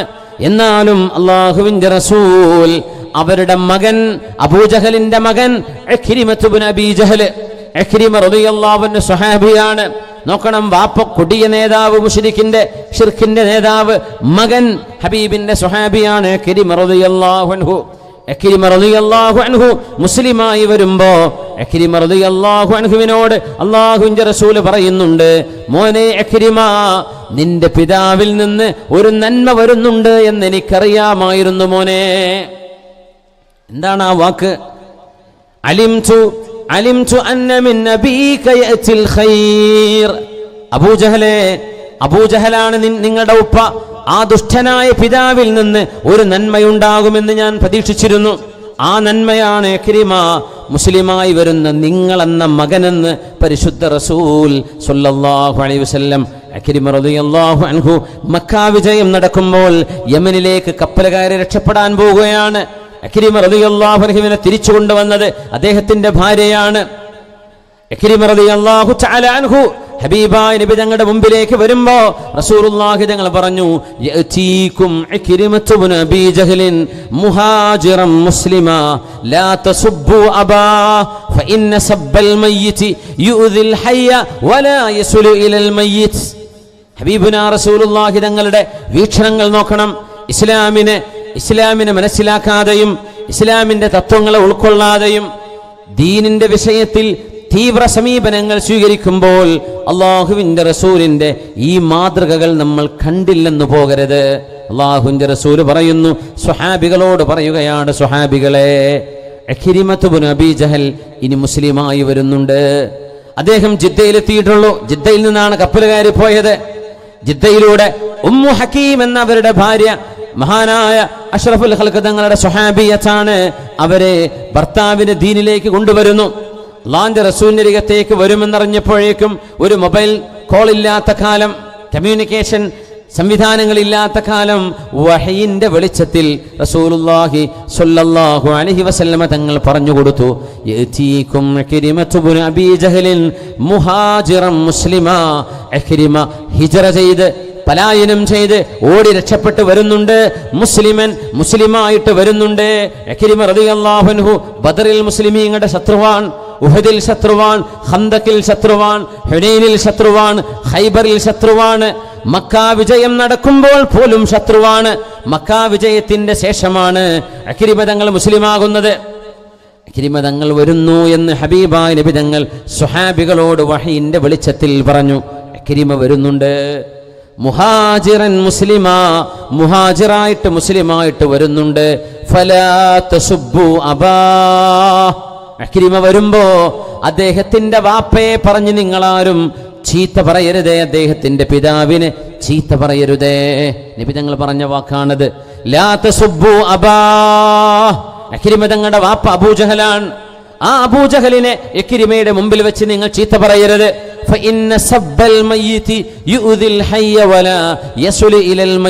കാരണം മരിച്ചുപോയ ഒരാളെ ചീത്ത പറയുമ്പോ ആ ചീത്ത പറയുമ്പോൾ ജീവിച്ചിരിപ്പുള്ള ബന്ധുക്കൾക്ക് വിഷമുണ്ടാകും, അവർക്ക് വേദനയുണ്ടാകും. ആ ചീത്ത പറച്ചിൽ മരിച്ചു കിടക്കുന്ന ആൾക്ക് എത്തുന്നുമില്ല. അങ്ങനെയാകുമ്പോ മുസ്ലിമായിട്ട് ഇക്രിമ തങ്ങൾ വരുമ്പോൾ കാഫിറായി മരിച്ചുപോയ അദ്ദേഹത്തിന്റെ പിതാവിനെ അബൂജഹലിനെ പറഞ്ഞ്, നിന്റെ വാപ്പ അത്തരക്കാരനായിരുന്നില്ലേ, നിന്റെ വാപ്പ റസൂലുള്ളാഹിന്റെ തലയിൽ കല്ല് വെക്കാൻ വന്നവരല്ലേ, നിന്റെ വാപ്പയല്ലേ ഹബീബിനെ അടിച്ചത്, നിന്റെ വാപ്പയല്ലേ ഹബീബിനെ ഉപദ്രവിച്ചത്, ഇതൊന്നും പറഞ്ഞ് നിങ്ങൾ ഇക്രിമയുടെ മനസ്സിനെ വേദനിപ്പിക്കരുതേ. ലാ തസുബ്ബു അബാ, അദ്ദേഹത്തിന്റെ പിതാവിനെ പറഞ്ഞ് നിങ്ങൾ ചീത്ത പറയരുതേ എന്ന് പരിശുദ്ധ റസൂൽ സ്വല്ലല്ലാഹു അലൈഹി വസല്ലം. ഇതൊക്കെ ഉദാത്തമായ മാതൃകകളല്ലേ, നമ്മൾ അധികം ശ്രദ്ധിക്കാതെ പോകുന്ന ഹബീബിന്റെ ജീവിതമല്ലേ ഇതൊക്കെ. وكذلك جعلناكم أمة وسطا لتكونوا شهداء على الناس ويكون الرسول عليكم شهيدا. ഒന്ന് എഴുന്നേറ്റ് സ്വലാത്തുലിരുന്നാലോ? 55 മിനിറ്റായി തുടങ്ങിയിട്ട്. സല്ലു അലൻ നബി മുഹമ്മദിൻ വആലിഹി അല്ലാഹുമ്മ സല്ലി അലാ സയ്യിദിനാ മുഹമ്മദിൻ وعلى آل سيدنا محمد وبارك وسلم عليه. اللهم صل على سيدنا محمد وعلى آل سيدنا محمد وبارك وسلم عليه. ഒന്നുകൂടെ اللهم صل على سيدنا محمد وعلى آل سيدنا محمد وبارك وسلم عليه. ഒന്ന് കൈയൊക്കെ ഒന്ന് പൊക്കി നോക്കി, നല്ല റാഹത്തുണ്ടാവും. ചെറിയൊരു എക്സസൈസാണ്, ചെറിയൊരു ആ ഒരു ക്ഷീണം, ഒരു ചടപ്പൊക്കെ പോകാൻ, കാലൊക്കെ ഒന്ന് കുടഞ്ഞ് കാലിൻ്റെ തരിപ്പൊക്കെ മാറിയായിരുന്നോളി. അൽഹംദുലില്ലാ. പെണ്ണുങ്ങൾക്ക് നീച്ചിക്കാനൊക്കെ പറ്റും ഇൻഷാ അല്ലാഹ്. ഒന്ന് ആ ഇരുത്തത്തിൽ നിന്ന് ഒന്നൊരു ഊരൊക്കെ ഒന്ന് നന്നാക്കുമ്പോഴേ ബ്ലഡ് സർക്കുലേഷനൊക്കെ ഒന്ന് നന്നാവും. അതിനു വേണ്ടിയാണ്. ഇരിക്കട്ടെ, അൽഹംദുലില്ലാ. ഇനി നമുക്ക് 65 മിനിറ്റാണ് ബാക്കിയുള്ളത് ഇൻഷാ അല്ലാഹ്. നമ്മൾ പോവല്ലേ? അൽഹംദുലില്ലാ. വകദാലിക ബിസ്മില്ലാഹിർ റഹ്മാനിർ റഹീം വകദാലിക ജഅൽനാകും ഉമ്മതൻ വസതാ لتكونوا شهداء على الناس ويكون الرسول عليكم شهيدا. റസൂലുള്ളാഹി സ്വല്ലല്ലാഹു അലൈഹി വസല്ലം തങ്ങൾ ക്രിസ്ത്യാനിയായ ഒരു രാജാവിനെ പറ്റി നബി തങ്ങൾ സ്വഹാബികളോട് പറഞ്ഞു കൊടുത്തിട്ടുണ്ട്, പ്രശംസിച്ചുകൊണ്ട്. മക്കയിൽ പെർസിക്യൂഷൻ നടക്കുന്ന കാലം, പ്രോസിക്യൂഷൻ അല്ല, പെർസിക്യൂഷൻ, അതിക്രമം, ആക്രമണം, മക്കക്കാരായ മുസ്ലിമീങ്ങളായ ആളുകൾ കഠിനമായ പീഡനങ്ങൾക്ക്, താടനങ്ങൾക്ക് വിധേയമായി കൊണ്ടിരിക്കുന്ന കാലത്ത് ഹബീബുനാ നബി തങ്ങളുടെ അരികത്തേക്ക് വന്ന ഖബ്ബാബ് ഇബ്നുൽ അറത്ത് റളിയല്ലാഹു അൻഹുവാണ് കഅബാലയത്തിന്റെ ചുമരിലേക്ക് ചാരി നിൽക്കുന്ന നബിയോട്, യാ റസൂലല്ലാഹ്, അല്ലാഹുവിന്റെ റസൂലേ, അലാ തദ്ഉ ലനാ അലാ തൻസുറുനാ, നബിയേ അങ്ങ് അല്ലാഹുവിനോട് നുസ്റത്ത് ചോദിക്കുന്നില്ലേ? അങ്ങ് ഞങ്ങൾക്ക് സഹായം വേണമെന്ന് ചോദിക്കുന്നില്ലേ നബിയേ? അലാ തദ്ഉ ലനാ, നബിയേ ഞങ്ങൾക്ക് അങ്ങ് ദുആ ചെയ്യുന്നില്ലേ? ഫഇന്നാ ഊദീനാ ഫീ അൻഫുസിനാ വഅഹ്ലീനാ, ഞങ്ങളുടെ ശരീരത്തിന് തന്നെയും ഞങ്ങളുടെ മക്കള്, ഭാര്യ, സന്തതികളെ, മാതാപിതാക്കള് എല്ലാവർക്കും വേദനയും വിഷമവുമാണ് നബിയെ. പുറത്തിറങ്ങി നടക്കാൻ വയ്യ. ശിർക്കിന്റെ കോമരങ്ങൾ കലിതുള്ളി ആടുകയാണ്. ഹബീബായ നബിയെ, ഞങ്ങളുടെ കച്ചവടങ്ങൾ സുരക്ഷിതമല്ല, ഞങ്ങളുടെ വീടുകൾ സുരക്ഷിതമല്ല, ഞങ്ങളുടെ പെണ്ണുങ്ങൾ സുരക്ഷിതരല്ല നബിയെ. അങ്ങ് ഞങ്ങൾക്ക് വേണ്ടി ദുആ ഇരക്കുന്നില്ലേ എന്ന് കഅബാലയത്തിന്റെ ചുമരിലേക്ക് ചാരി ഇന്ന് വിശ്രമിക്കുന്ന ഹബീബായ നബി തങ്ങൾ സ്വല്ലല്ലാഹു അലൈഹി വസല്ലം. ഹബീബായ നബി തങ്ങൾ, മുത്തുനബി തങ്ങൾ അതിന് മറുപടി കൊടുത്തു, ഖബ്ബാബ് ഇബ്നുൽ അറത്തേ, പ്രയാസങ്ങൾ ഞാൻ അറിയുന്നുണ്ട്, ബുദ്ധിമുട്ടുകൾ ഞാൻ അറിയുന്നുണ്ട്. പക്ഷേ നിങ്ങളുടെ മുൻഗാമികളായ ആളുകൾ, സത്യവിശ്വാസം കൈകൊണ്ട ആളുകളെ ശത്രുക്കൾ പിന്മാറ്റാൻ വേണ്ടി പ്രലോഭനങ്ങളെ കൊണ്ട് സാധ്യമാകാതെ വന്നപ്പോ പ്രകോപനങ്ങൾ ഉപയോഗിച്ചിട്ട് ജീവനുള്ള മനുഷ്യന്റെ നേർമൂർധാവിന്റെ മധ്യത്തിൽ മരമൊക്കെ ഈർന്നെടുക്കുന്ന ഈർച്ചവാള് കൊണ്ടുവന്ന് ജീവനോടെ ഇരിക്കുന്ന മനുഷ്യന്റെ തലയോട്ടി ഒരു മരം കീറുന്ന പോലെ ജീവനുള്ള മനുഷ്യന്റെ തല അവരെ എടുത്ത് പൊളിക്കുമായിരുന്നു. ആ മനുഷ്യൻ 2 പാതിയായിട്ട് ജീവനോടെ മുറിക്കപ്പെടുമായിരുന്നു. അത് സംഭവിക്കുമ്പോഴും അവരെ ലാ ഇലാഹ ഇല്ലല്ലാഹയിൽ നിന്ന് പിന്മാറാൻ തയ്യാറായിരുന്നില്ല. വലാകിന്നകും തസ്തഅജിലൂൻ, ഇന്നല്ലാഹ വല്ലാഹി ലയുതിമ്മന്നല്ലാഹു ഹാദദ്ദീൻ, ഈ ദീനിനെ അല്ലാഹു പൂർത്തിയാക്കുക തന്നെ ചെയ്യും. മാ ബലഗൽ ലൈലു വന്നഹാർ, എന്റെ ദീൻ നബി തങ്ങൾ പറയും, ഈ ദീൻ ലയബ്ലുഗു മാ ബലഗൽ ലൈലു വന്നഹാർ, എവിടെയെല്ലാം രാവുണ്ടോ എവിടെയെല്ലാം പകലുണ്ടോ, സൂര്യപ്രകാശം ഏൽക്കുന്ന പ്രദേശങ്ങൾ ഈ ഭൂമിയിൽ എവിടെയുണ്ടോ അവിടെയെല്ലാം ഇസ്ലാം എത്തുക തന്നെ ചെയ്യും. വലാകിന്നകും തസ്തഅജിലൂൻ, പക്ഷേ നിങ്ങൾ ധൃതി കാണിക്കുകയാണ്. ആലോചിച്ച് നോക്കൂ, ന്യൂസിലാൻഡിൽ ഇസ്ലാമുണ്ട് അല്ലേ,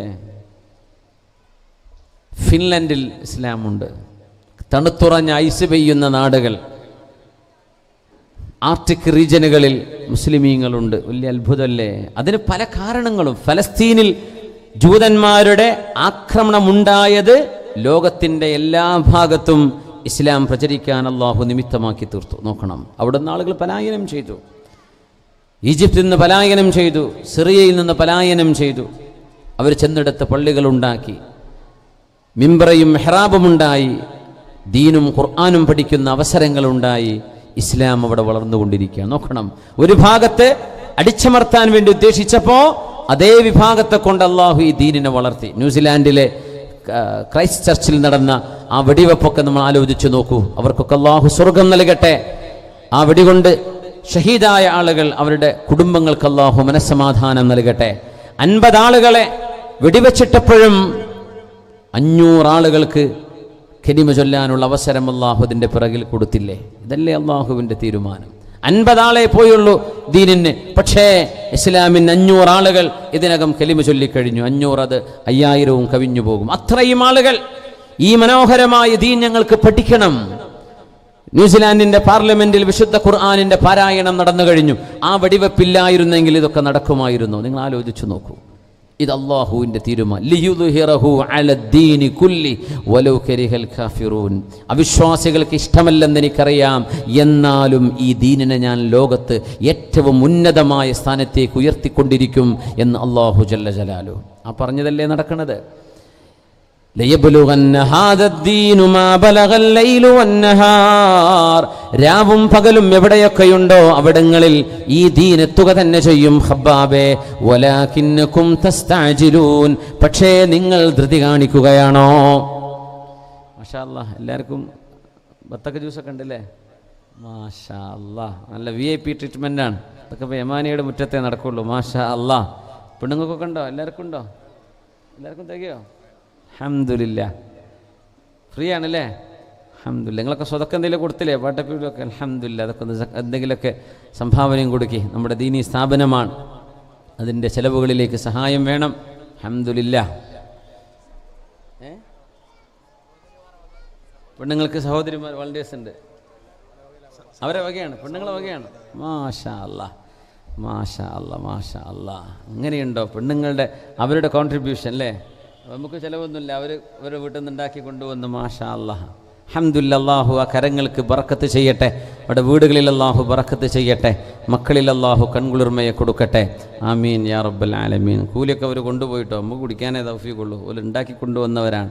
അൽഹംദുലില്ലാ, അൽഹംദുലില്ലാ. അക്കുടുസ്ഥാൻ്റെ വേദ കേട്ടിട്ട് ആയതാക്കൂലേ? അക്കുടുസ്ഥാൻ ഇടയ്ക്കിടയ്ക്ക് വേദ പറയുന്ന സ്ഥലമല്ലേ? അൽഹംദുലില്ലാ. അല്ലാഹു ബർക്കത്ത് ചെയ്യട്ടെ, അല്ലാഹു ബർക്കത്ത് ചെയ്യട്ടെ, അല്ലാഹു ബർക്കത്ത് ചെയ്യട്ടെ. അഷ്റഫുൽ ഖൽഖ് സ്വല്ലല്ലാഹു അലൈഹി വസല്ലം തങ്ങൾ ആ കഷ്ടകാലത്തിൻ്റെ സമയത്ത് ഖബ്ബാബ് റളിയല്ലാഹു അടക്കമുള്ള സ്വഹാബികളോട് പറഞ്ഞൊരു വാക്കുണ്ട്. അലൈക്കും ബി അർളിൽ ഹബ്ശ, നിങ്ങൾ എത്യോപ്യയിലേക്ക് പോകണം. ഫഇന്ന ബിഹാ മലികൻ ലാ യുദ്ലമു ഇൻദഹു അഹദുൻ, അവിടെ ഒരു രാജാവുണ്ട്, നജാഷി രാജാവ്, നേഗസ് രാജാവ്. ലാ യുദ്ലമു ഇൻദഹു അഹദുൻ, ആ രാജാവിൻ്റെ അരികത്ത് ഒരാൾക്കും ഒരക്രമവും ഉണ്ടാവുകയില്ല. അക്രമത്തിന് കൂട്ടുനിൽക്കാത്ത ഒരു ക്രിസ്ത്യാനിയായ രാജാവ് അവിടെയുണ്ട്. അതുകൊണ്ട് എൻ്റെ അനുയായികളെ, നിങ്ങൾ മക്കയിൽ തന്നെ നിന്നാൽ അവർ നിങ്ങളെ കൊന്നുകളയും. അതുകൊണ്ട് നിങ്ങൾ ഓരോരുത്തരായി ഹബശയിലേക്ക് യാത്ര പോയിക്കോളൂ. നിങ്ങൾ പോകുന്ന നാട് മുസ്ലിം നാടല്ല, അത് ക്രിസ്തീയ നാടാണ്. പക്ഷേ ക്രിസ്ത്യാനികളുടെ ആ നേതാവ്, അവിടുത്തെ ഭരണാധികാരി രാജാവ് ഫഇന്ന ബിഹാ മലികൻ ലാ യുദ്ലമു ഇൻദഹു അഹദ്. ആ രാജാവ് അക്രമങ്ങൾക്ക് കൂട്ടുനിൽക്കാത്ത രാജാവാണ്.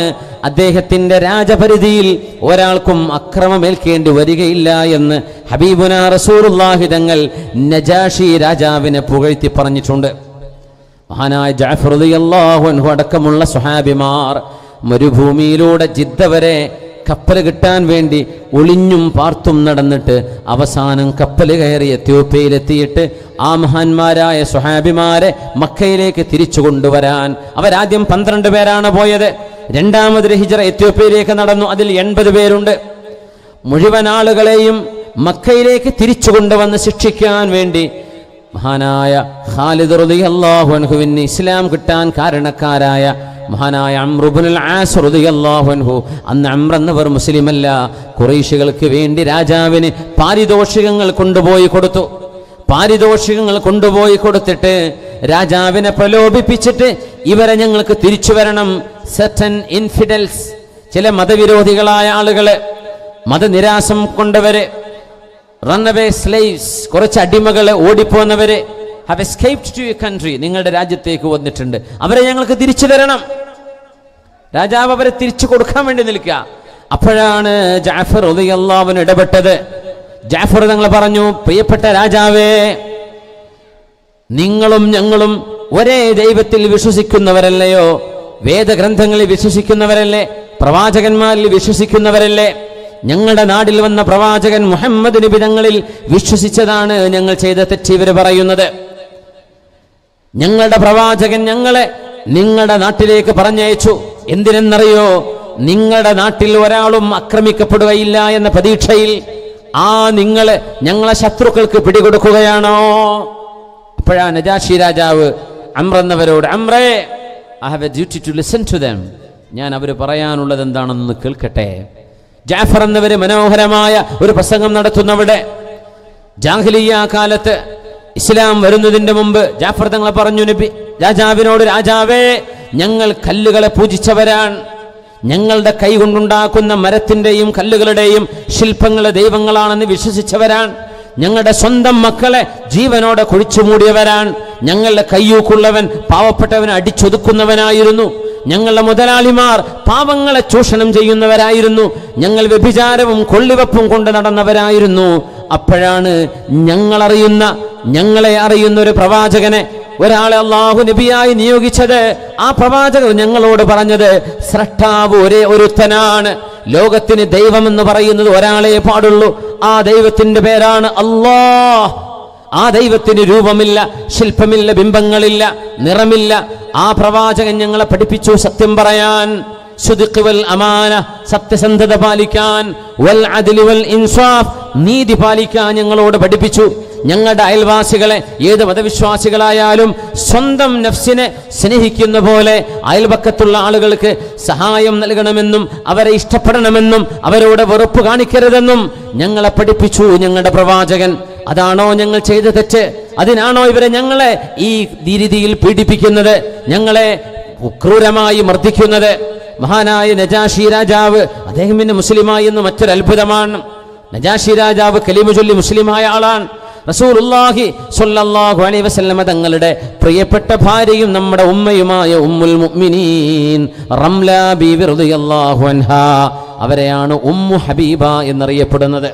അബൂ സുഫിയാന്റെ മകളായിരുന്നു അത്.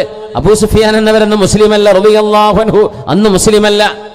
ഉമ്മു ഹബീബ ബീവിയുടെ ഭർത്താവ് അബ്ദുള്ള എന്ന് പറയുന്ന ആ മനുഷ്യൻ ക്രിസ്ത്യാനിയായി അവിടെ എത്തിയിട്ട് ക്രിസ്തുമതം സ്വീകരിച്ചു.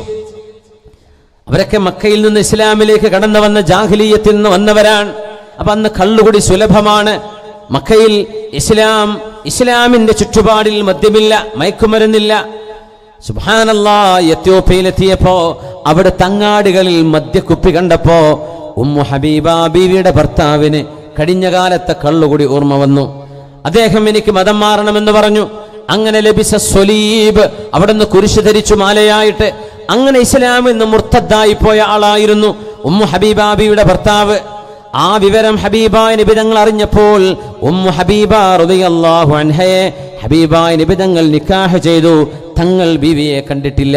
ഹബീബായ നബി തങ്ങളുടെ മഹർ 300 വെള്ളി നാണയം ഹബീബായ നബി തങ്ങൾക്ക് വേണ്ടി മഹർ കൊടുത്തത് നജാഷിയായ രാജാവായിരുന്നു. അങ്ങനെ അവിടെ കല്യാണ ആലോചനയും ഖുതുബത്തും നടന്നു. റസൂലുള്ളാഹി സ്വല്ലല്ലാഹു അലൈഹി വസല്ലമ തങ്ങൾ ഉമ്മു ഹബീബ റളിയല്ലാഹു അൻഹയെ 6 കൊല്ലം കഴിഞ്ഞതിന് ശേഷം ഹിജ്റ കഴിഞ്ഞ് മദീനയിലെത്തിയപ്പോഴാണ് ബീവിയുമായി ഒരുമിച്ച് ജീവിക്കുന്നത്. അങ്ങനെ ഹബീബായ നബി തങ്ങളോട് വളരെ സ്നേഹം കാണിച്ച രാജാവായിരുന്നു നജാഷി രാജാവ്. ഹബീബായ നബി തങ്ങൾ അദ്ദേഹം ഈ സേവനമൊക്കെ ചെയ്യുന്നതിന് മുമ്പ് ഏത് അവിശ്വാസിയാണെങ്കിലും ഏത് മതവിശ്വാസിയാണെങ്കിലും അവരുടെ നന്മയെ നമ്മൾ കാണേണ്ടതുണ്ട് എന്ന് എടുത്തു കാണിക്കാൻ തന്നെ അലൈക്കും ബി അർളിൽ ഹബ്ശ, നിങ്ങൾ അബിസീനിയയിലേക്ക് പോകണം, നിങ്ങൾ എത്യോപ്യയിലേക്ക് പോകണം. ഫഇന്ന ബിഹാ മലികൻ ലാ യുദ്ലമു ഇൻദഹു അഹദുൻ, ഒരാളും ആക്രമിക്കപ്പെടാതെ സമാധാനത്തോടെ ജീവിക്കുന്ന ഒരു നാടാണത്. അവിടുത്തെ രാജാവ് അക്രമത്തെ ഇഷ്ടപ്പെടുന്നവനല്ല, അവിടുത്തെ രാജാവ് അധർമ്മകാരിയല്ല, അദ്ദേഹം നീതിമാനാണ് എന്ന് പറഞ്ഞു ഒരു രാജാവിനെ പുകഴ്ത്തി പറഞ്ഞു ഹബീബുനാ റസൂലുള്ളാഹി സ്വല്ലല്ലാഹു അലൈഹി വസല്ലം. കാരണം ഹബീബായ നിബിതങ്ങൾ നീതിയുടെ കണ്ടുകൊണ്ടാണ് നോക്കുന്നത്. ഒരു സമുദായത്തോടുള്ള എതിർപ്പോ ഒരു സമുദായത്തോടുള്ള നിങ്ങളുടെ വിയോജിപ്പോ ആ സമുദായത്തോട് അനീതി കാണിക്കാൻ നിങ്ങളെ പ്രേരിപ്പിക്കരുതേ എന്ന് സൂറത്തുൽ മാഇദയിൽ അല്ലാഹു നമ്മളോട് പറയുന്നില്ലേ? ആ ആശയമല്ലേ നിബിതങ്ങളെ പഠിപ്പിക്കുന്നത്? സല്ലല്ലാഹു അലൈഹി വസല്ലം ഹബീബായ നിബിതങ്ങൾക്ക് കാണാൻ കഴിഞ്ഞിട്ടില്ല നജാഷി രാജാവിനെ. രാജാവ് മുസ്ലിമാവുകയുണ്ടായി, കലിമ ചൊല്ലി അദ്ദേഹം മുസ്ലിമായി. രാജാവ് മരിച്ചു എന്ന വിവരം മദീനയിലേക്ക് ഹബീബായ തങ്ങൾക്ക് കിട്ടിയപ്പോൾ ആ മരിച്ച മയ്യത്തിന് വേണ്ടി ഗായിബിന്റെ നിസ്കാരം നബി തങ്ങൾ നിർവഹിച്ചത് നജാഷി രാജാവിന് വേണ്ടിയാണ്. മയ്യത്ത് മുമ്പിലില്ലെങ്കിൽ നമുക്ക് ഗായിബായിട്ട് മയ്യത്ത് നിസ്കരിക്കാം, മറഞ്ഞ മയ്യത്തിന് നിസ്കരിക്കാൻ പറ്റും. ആ ചര്യ നബി തങ്ങൾ നടപ്പാക്കുന്നത് നജാഷി രാജാവ് മരിച്ചപ്പോഴാണ്. ഹബീബായ നബി തങ്ങൾ മയ്യത്തില്ലാതെ മയ്യത്ത് നിസ്കരിച്ചത് ഗായിബിന് വേണ്ടി, മയ്യത്ത് നിസ്കരിച്ചത് നജാഷി രാജാവിന് വേണ്ടിയാണ്. അതാണ് നമ്മളൊക്കെ മരിച്ചവരുടെ പേരിൽ മയ്യത്ത് നിസ്കാരം. ഇവിടെ നാട്ടിൽ മരിച്ചവർക്ക് ഗൾഫ് നാടുകളിൽ മയ്യത്ത് നിസ്കാരമുണ്ട്. നമ്മുടെ സെന്ററുകളിൽ KMCC-കൾ സുന്നി സെന്ററുകളിലൊക്കെ എല്ലാ സ്ഥാപനങ്ങളിലും മയ്യത്ത് നിസ്കാരങ്ങൾ നടക്കും നാട്ടിൽ മരണപ്പെട്ടവർക്ക് വേണ്ടി. അതിന്റെ തെളിവെന്താ? ഹബീബായ നബി തങ്ങൾ നജാഷി രാജാവിന് വേണ്ടി ജനാസ നിസ്കാരം നിർവഹിച്ചിട്ടുണ്ട്. ഹബീബുനാ റസൂലുള്ളാഹി സ്വല്ലല്ലാഹു അലൈഹി വസല്ലമ തങ്ങൾ ആ രാജാവിന്റെ നീതിയെ പുകഴ്ത്തി പറയുമ്പോൾ അദ്ദേഹം മുസ്ലിമല്ല, അദ്ദേഹം ക്രിസ്ത്യാനിയായിരുന്നു. വലാ യജ്രിമന്നകും ശനആനു ഖൗമിൻ അലാ അല്ലാ തഅദിലു യഅദിലു ഹുവ അഖറബു ലിത്തഖ്വാ. ഏതൊരു മനുഷ്യന്റെയും നന്മയാണ് നമ്മൾ കാണേണ്ടത്. തിന്മകളില്ലാത്തവരാരാണ്? തെറ്റുപറ്റാത്തവരാരാണ്? ലിമനിൽ ഇസ്മതു ബഅദൽ അംബിയാ, പ്രവാചകന്മാർ കഴിഞ്ഞു പോയാൽ പിന്നെ ആരാണ് തെറ്റ് ചെയ്യാത്തവരെ? ഔലിയാക്കന്മാർ പോലും തെറ്റ് സംഭവിക്കും, അവരൊന്നും മഅസൂമീങ്ങളല്ല, തെറ്റ് ചെയ്യില്ല എന്ന് ഒരാൾക്കും പറയാൻ കഴിയില്ല. അംബിയാക്കന്മാര് മാത്രമാണ് തെറ്റ് ചെയ്യാത്തവരെ.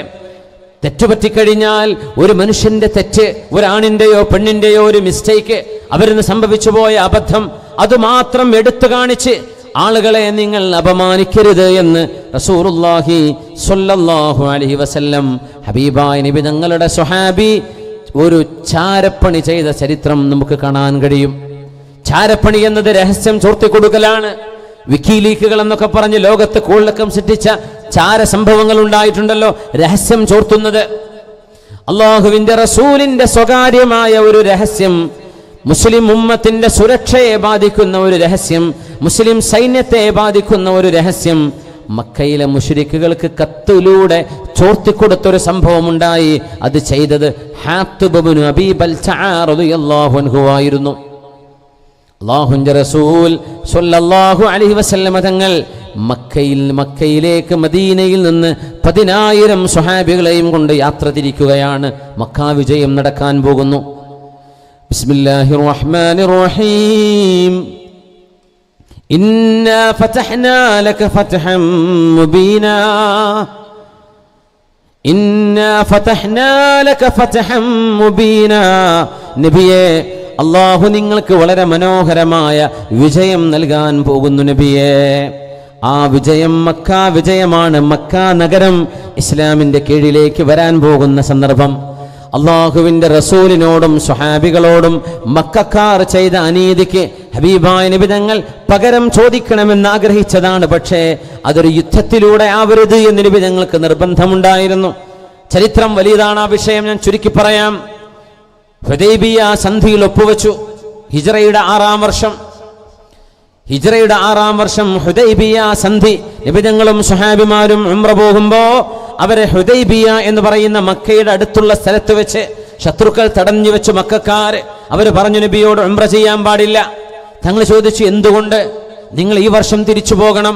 എന്തിന് തിരിച്ചു പോകണം? മക്ക ഞങ്ങളുടെ നാടല്ലേ? അതൊക്കെ ശരിയാണ്, പക്ഷേ ഈ വർഷം ഉംറ ചെയ്യാൻ ഞങ്ങളെ നിങ്ങൾ സമ്മതിക്കൂല. അല്ലാഹുവിന്റെ റസൂൽ സ്വല്ലല്ലാഹു അലൈഹി വസല്ലമ തങ്ങൾ അവരോട് പറഞ്ഞു, ഞങ്ങൾ തിരിച്ചു പോകാം, പക്ഷേ നമുക്കൊരു സന്ധിയിൽ ഒപ്പുവെക്കണം, ഒരു കരാറിൽ ഒപ്പുവെക്കണം. ആ കരാറാണ് ഹുദൈബിയ സന്ധി. ആ കരാറിലെ ഓരോ ക്ലോസും ഹബീബായ നബി തങ്ങൾക്കും ഇസ്ലാമിനും എതിരായിരുന്നു. ബിസ്മില്ലാഹിർ റഹ്മാനിർ റഹീം എന്ന അല്ലാഹുവിന്റെ നാമത്തിൽ എന്ന് പറഞ്ഞ് ആ വിശുദ്ധ കരാർ പത്രം ആരംഭിച്ചപ്പോൾ ബിസ്മില്ലാഹിർ റഹ്മാനിർ റഹീം എന്ന് വെട്ടണം എന്ന് പറഞ്ഞ് പകരം ബിസ്മിക്കല്ലാഹുമ്മ അത്ര മതി എന്ന് പറഞ്ഞ് റഹ്മാനും റഹീമുമായ അള്ളാഹുവിൻ്റെ 2 സിഫത്തുകളെ വെട്ടണം എന്ന് ശഠിച്ചപ്പോൾ നബി തങ്ങൾ വെട്ടിക്കോളൂ അലിയെ, അത് വേണ്ട. മിൻ മുഹമ്മദിൻ റസൂലില്ലാഹി ഇലാ ഉളമാഇ ഖുറൈശിൻ, ഇത് മുഹമ്മദ് നബി തങ്ങൾ അള്ളാഹുവിൻ്റെ പ്രവാചകൻ ഖുറൈശി നേതാക്കന്മാരോട് ചെയ്യുന്ന കരാറാണ് എന്ന വാചകം കണ്ടപ്പോ റസൂലുള്ളാഹി എന്ന വാക്ക് വെട്ടണം എന്ന് പറഞ്ഞു. അല്ലാഹുവിൻ്റെ റസൂൽ സ്വല്ലല്ലാഹു അലൈഹി വസല്ലമ തങ്ങൾ അത് വെട്ടാൻ കൽപ്പിച്ചു. അത് വെട്ടിക്കൊടുത്തു. കുറച്ച് സൗണ്ട് കൂട്ടാം, ലേശം കൂട്ടിക്കോളൂ. സ്വല്ലല്ലാഹു അലൈഹി വസല്ലം ഹബീബുനാ തങ്ങൾ ആ കരാർ വ്യവസ്ഥയിൽ ശത്രുക്കൾക്ക് അനുകൂലമായ കരാറുകളാണ് അവർ പറഞ്ഞത്. അവർ പറഞ്ഞു, മുസ്ലിമീങ്ങളിൽ നിന്ന് ആരെങ്കിലും മക്കയിലേക്ക് അമുസ്ലിമായി തിരിച്ചു വരുന്നു എന്ന് പറഞ്ഞാൽ അവരെ നിങ്ങൾ തിരിച്ചയക്കണം. മക്കയിൽ നിന്ന് ആരെങ്കിലും മുസ്ലിമായിട്ട് അങ്ങോട്ട് വരുന്നു എന്ന് പറഞ്ഞാൽ ഞങ്ങൾ വിടൂല. തങ്ങൾ പറഞ്ഞു, ആയിക്കോട്ടെ, സമ്മതിച്ചു. 10 കൊല്ലത്തേക്ക് യുദ്ധം പാടില്ല. ആ യുദ്ധം പാടില്ല എന്ന് പറഞ്ഞ 10 വർഷത്തിൽ 2 വർഷമേ യുദ്ധമില്ലാതെ നിലനിന്നുള്ളൂ. അപ്പോഴേക്കും ഖുറൈശികൾ ആ കരാറ് പൊളിക്കുകയാണ് ഉണ്ടായത്. മുസ്ലിമീങ്ങളുടെ കൂടെ കുറെ അറബികൾ, അന്ന് അറേബ്യ ഒരു ട്രൈബ്ഡമാണ്, ഒരു കിങ്ഡം എന്ന് പറയുന്ന പോലെ ട്രൈബ്ഡം, ഒരുപാട് കബീലകൾ ഭരിക്കുന്ന നാടാണ്. ഒരുപാട് കബീലകൾ മുസ്ലിമീങ്ങളുടെ കൂടെ കൂടി. ആ കൂട്ടത്തിൽ ബനു ഹുസാഅ ഗോത്രക്കാരുണ്ട്. കുറെ ആളുകൾ ഖുറൈശികളുടെ കൂട്ടത്തിൽ കൂടി. അവരുടെ കൂട്ടത്തിൽ ബനു ബക്കർ ഗോത്രക്കാരുണ്ട്. 2 കൂട്ടരും സമാധാനത്തിൽ ജീവിക്കണമെന്നതാണ് കരാറ്. മുസ്ലിമീങ്ങളുടെ കൂടെ കൂടിയ ബനു ഹുസാഅക്കാർ, അവരിൽ ബഹുഭൂരിഭാഗം ആളുകൾ മുസ്ലിമീങ്ങളല്ല. പക്ഷേ അറേബ്യയിലെ ഗോത്രങ്ങൾക്ക് സ്വാതന്ത്ര്യമുണ്ടായിരുന്നു. മുസ്ലിമീങ്ങളുടെ കൂടെ നിൽക്കാം, അല്ലെങ്കിൽ ശത്രുക്കളുടെ ഖുറൈശികളുടെ കൂടെ നിൽക്കാം. മുസ്ലിമീങ്ങളുടെ കൂടെ കൂടിയ ബനൂ ഖുസാഅ എന്ന് പറയുന്ന ഗോത്രക്കാർ ഒരു രാത്രി അവരുടെ വീടിന്റെ മുമ്പിൽ അവരൊക്കെ രാത്രി സമാധാനത്തോടുകൂടെ അവർ പറയാൻ തുടങ്ങി, എന്തൊരു കാലമായിരുന്നു നമ്മുടേത്, എപ്പോഴും യുദ്ധം, ആ കരാർ ഒപ്പുവെച്ചത് മുതൽ എന്തൊരു സമാധാനം എന്ന് പറഞ്ഞ് രാത്രി അവർ ടെന്റുകളിൽ വിളക്ക് വെച്ച് സമാധാനത്തോടെ നിലാവിന്റെ വെളിച്ചത്തിലിരുന്ന് വർത്തമാനം പറഞ്ഞുകൊണ്ടിരിക്കുമ്പോ ബനൂ ബക്കർ ഗോത്രക്കാർ പഴയകാലത്തെ വൈരാഗ്യം ഓർമ്മ വന്നിട്ട് ഒരു സംഘം ആളുകൾ കുതിരപ്പുറത്ത് വന്ന് ആ പാതിരാവിൽ വീടുമുറ്റത്തിരിക്കുന്ന മുഴുവൻ ആളുകളെയും കശാപ്പ് ചെയ്ത് കൊല ചെയ്തു കഴിഞ്ഞു. ആ വിവരം ഹബീബായ നബി തങ്ങൾ മദീനയിൽ എറിഞ്ഞപ്പോ ഖുറൈശികളോട് പറഞ്ഞു, ഖുറൈശികളെ, നിങ്ങളുടെ ആളുകളാണ് ഞങ്ങളുടെ കൂടെ നിന്ന ആളുകളെ കൊല ചെയ്തത്.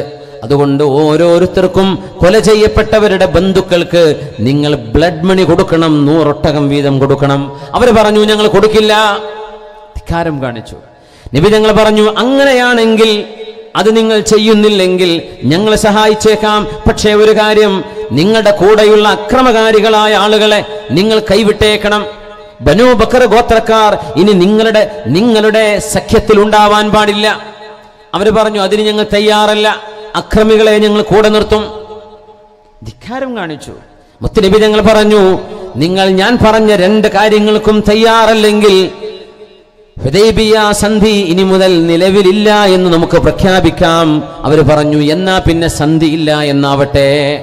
അതവരുടെ നാവിൽ നിന്ന് വീണുപോയി. അത് വീണ്ടെടുക്കാൻ അബൂ സുഫിയാൻ ഒരുപാട് ശ്രമിച്ചു.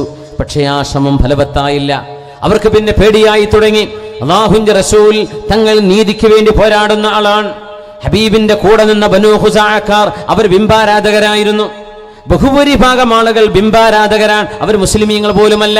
പക്ഷേ തങ്ങളുടെ കൂടെ സമാധാനം പ്രതീക്ഷിച്ചിരുന്ന ആളുകൾക്ക് സമാധാനം നൽകേണ്ട ഉത്തരവാദിത്വം ഹബീബിനുണ്ട് സ്വല്ലല്ലാഹു അലൈഹി വസല്ലം. അതിനാണ് നബി തങ്ങൾ നിലകൊണ്ടത്. ഇതൊക്കെ ഇസ്ലാമിന്റെ വളരെ മനോഹരമായ മൂല്യങ്ങളല്ലേ? ശത്രുക്കൾക്കാണെങ്കിൽ പോലും, നമ്മുടെ മതവിശ്വാസമില്ലാത്തവരാണെങ്കിൽ പോലും നീതി വേണം എന്ന് ആഗ്രഹിക്കണം നമ്മൾ. അവർക്ക് വേണ്ടി, നീതിക്ക് വേണ്ടി പോരാടണം. ഹബീബായ നബി തങ്ങൾ ഈ സന്ധി സംഭാഷണങ്ങൾ മുഴുവൻ ചെയ്തത് ബനൂ ഖുസാഅക്കാർക്ക് വേണ്ടിയാണ്. അവർക്ക് ബ്ലഡ് മണിയോ, അവരിൽ നിന്ന് നഷ്ടപ്പെട്ടു പോയവരുടെ, മരിച്ചുപോയ, കൊല ചെയ്യപ്പെട്ടു പോയ ആളുകളുടെ ബന്ധുക്കൾക്ക് സഹായധനമോ, ആ കൊല ചെയ്ത ആളുകൾക്കുള്ള പിന്തുണ പിൻവലിക്കുകയോ ചെയ്യാൻ തയ്യാറില്ലാത്ത, എന്നാൽ ഹുദൈബിയ സന്ധി ഇനി മുതൽ വേണ്ട എന്ന് പറഞ്ഞ ഖുറൈശികളോട് പാഠം പഠിപ്പിക്കാൻ മദീനയിൽ നിന്ന് 10,000 വരുന്ന സ്വഹാബികളുമായി പുറപ്പെടുകയാണ് ലോകത്തിന്റെ ഗുരു മുഹമ്മദ് റസൂലുള്ളാഹ് സ്വല്ലല്ലാഹു അലൈഹി വസല്ലം. ആ യാത്ര സ്വകാര്യമായിരിക്കണം, ഇതാരും അറിയാൻ പാടില്ല. മദീനയിൽ നിന്ന് 500 കിലോമീറ്റർ ദൂരെയുള്ള മക്കയിലേക്ക് 10,000 ആളുകളുമായി ഹബീബ് വരുന്നത് കൊല ചെയ്യപ്പെട്ട ബനൂ ഖുസാഅക്കാർക്ക് വേണ്ടി നീതി ചോദിക്കാൻ വേണ്ടിയാണ്. അവർക്ക് വേണ്ടി നീതി ചോദിക്കാൻ. ഹബീബായ നബി തങ്ങളുടെ ജീവിതത്തിലെ ത്യാഗം നോക്കൂ. അപ്പോഴേക്കും ഹിജറ 8-ാം വർഷമായിട്ടുണ്ട്. അത് കഴിഞ്ഞ് 2 വർഷം കൂടെ കഴിഞ്ഞാൽ ലോകത്തിന്റെ ഒരു ലോകത്തോട് യാത്ര പറയാനിരിക്കുകയാണ് ഹബീബുനാ റസൂലുള്ളാഹി സ്വല്ലല്ലാഹു അലൈഹി വസല്ലം. 10,000 സ്വഹാബികളുമായി നബി തങ്ങൾ മറുപടി ചോദിക്കാൻ മക്കയിലേക്ക് പോകുന്നുണ്ട് എന്ന വിവരം ആരും ആരെയും അറിയിക്കാൻ പാടില്ലായിരുന്നു. പക്ഷേ ഹബീബായ നബി തങ്ങളുടെ ആ യാത്രയുടെ ഉദ്ദേശം അറിഞ്ഞ ഒരു സ്വഹാബി ഹാത്തിബ് ഇബ്നു അബീ ബൽതഅ റളിയല്ലാഹു അൻഹു ഒരു പെണ്ണിന്റെ കൈകളിൽ ഒരു കത്ത് കൊടുത്തയച്ചു. അല്ലാഹുവിന്റെ റസൂൽ വരുന്നുണ്ട് എന്ന് പറയാൻ. ആ കത്ത് ഖുറൈശികളുടെ കൈകളിലേക്കാണ് പോകുന്നത്. അവരത് വായിച്ചു നോക്കിയാൽ കാണാൻ പോകുന്നത് മുഹമ്മദ് നബി തങ്ങൾ വരുന്നുണ്ട് നിങ്ങളോട് പകരം ചോദിക്കാൻ. അതുകൊണ്ട് മക്കയിൽ ഒരു യുദ്ധം നടന്നാൽ എൻ്റെ ഭാര്യയും കുട്ടികളും മാതാപിതാക്കളും അവിടെയുണ്ട്. നിങ്ങളാരും എൻ്റെ കുടുംബത്തെ തുടരുതേ, എൻ്റെ കുടുംബത്തെ നിങ്ങൾ സഹായിക്കണേ, എൻ്റെ കുടുംബത്തെ നിങ്ങൾ ഉപദ്രവിക്കരുതേ. അതിനാണ് ഞാൻ ഈ രഹസ്യം ചോർത്തിത്തരുന്നത്. ദയാവായ്പോടുകൂടെ സഹായം അഭ്യർത്ഥിച്ചുകൊണ്ടുള്ള കത്താണ് പോകുന്നത് ഹാത്തിബ് റളിയല്ലാഹു അൻഹുവിന്റെ. പക്ഷേ അള്ളാഹുവിന്റെ തീരുമാനം അള്ളാഹു വഹയിന്റെ വെളിച്ചത്തിൽ ഹബീബായ നബി തങ്ങൾക്ക് അറിയിച്ചു കൊടുത്തു. നബിയേ, മക്കയിലേക്ക് പോകുന്ന സാറ എന്ന് പറയുന്ന ഒരു പെണ്ണ്, അവൾ ഒട്ടകപ്പുറത്ത് യാത്രയിലാണ്. അവള് മദീനയിൽ നിന്ന് ഏതാനും മൈലുകൾക്കപ്പുറത്ത് ഒരു മലഞ്ചെരുവിലെത്തിയിട്ടുണ്ട്. ആ പെണ്ണിന്റെ കയ്യിൽ ഒരു കത്തുണ്ട്. നബിയെ, ആ കത്ത് നിങ്ങൾ വാങ്ങിക്കണമെന്ന് ജിബ്രീൽ അലൈഹിസ്സലാം ഹബീബായ നബി തങ്ങൾക്ക് വിവരം കൊടുത്തു. അല്ലാഹുവിന്റെ റസൂൽ വിളിച്ചു അലി തങ്ങളെ, നബി തങ്ങൾ വിളിച്ചു സുബൈർ ഇബ്നുൽ അവ്വാം റളിയല്ലാഹു അൻഹുവിനെ. ഹബീബായ നബിയുടെ ഹവാരിയാണ് സുബൈർ റളിയല്ലാഹു അൻഹു. രണ്ടുപേരോടും പറഞ്ഞു, സുബൈറെ, അലിയെ. ഫുൾ അഡ്രസ് കൊടുത്തു. GPS ആണ് പറയുന്നത്. തത്സമയം ലൈവ് ലൊക്കേഷനാണ് നബി തങ്ങൾക്ക് കിട്ടുന്നത്. നബിയെ, ആ പെണ്ണിന്റെ സ്ഥലത്താണ്. ജിബ്രീൽ തങ്ങളല്ലേ കൊടുക്കുന്നത്. സാറ്റലൈറ്റുകളെ മറികടക്കുന്ന സംവിധാനമല്ലേ അത്. അള്ളാഹുവിൻ്റെ ഇത് ഗ്ലോബൽ പൊസിഷനിങ് സിസ്റ്റം അല്ല, ഇത് ഡിവൈൻ പൊസിഷനിങ് സിസ്റ്റമാണ്. ഇത് GPS അല്ല, ഇത് DPS ആണ്. അള്ളാഹുവിൻ്റെ ഡിവൈനാണിത്. ജിബ്രീൽ തങ്ങൾ കൊടുത്ത വിവരം, ഇന്നാലിന്ന സ്ഥലം, ഇന്നാലിന്ന പെണ്ണ്, അവളുടെ ഒട്ടകപ്പുറത്താണ്, അവളുടെ കയ്യിൽ കത്തുണ്ട്, പിടിച്ചു വാങ്ങണം. അലി റളിയല്ലാഹു അൻഹും സുബൈർ എന്നവരും ഒട്ടകപ്പുറത്ത് പോകുന്നു. അലി റളിയല്ലാഹു അൻഹും സുബൈർ എന്നവരും വളരെ മനോഹരമായി ആ മരുഭൂമിയിലൂടെ ധൃതി പിടിച്ചോടുകയാണ്. ആ പെണ്ണെത്തിയ സ്ഥലം, അവിടെ വെച്ച് അവളെ കണ്ടുമുട്ടാൻ നോക്കുമ്പോൾ ഹബീബായ നബി തങ്ങൾ പറഞ്ഞ പോലെ സാറ എന്ന് പറയുന്ന പെണ്ണ് ഒരൊട്ടകപ്പുറത്ത് യാത്രയിലാണ്. അവൾ ഒറ്റയ്ക്കേ ഉള്ളൂ. അലി റളിയല്ലാഹു അൻഹും സുബൈർ എന്നവരും അവളെ സ്റ്റോപ്പ് ചെയ്തു. അവളോട് ചോദിച്ചു, നിന്റെ പേര് സാറ എന്നല്ലേ? അവൾ പറഞ്ഞു, അതെ. നിന്റെ കയ്യിലുള്ള കത്തെവിടെ? എൻ്റെ കയ്യിൽ കത്തില്ല.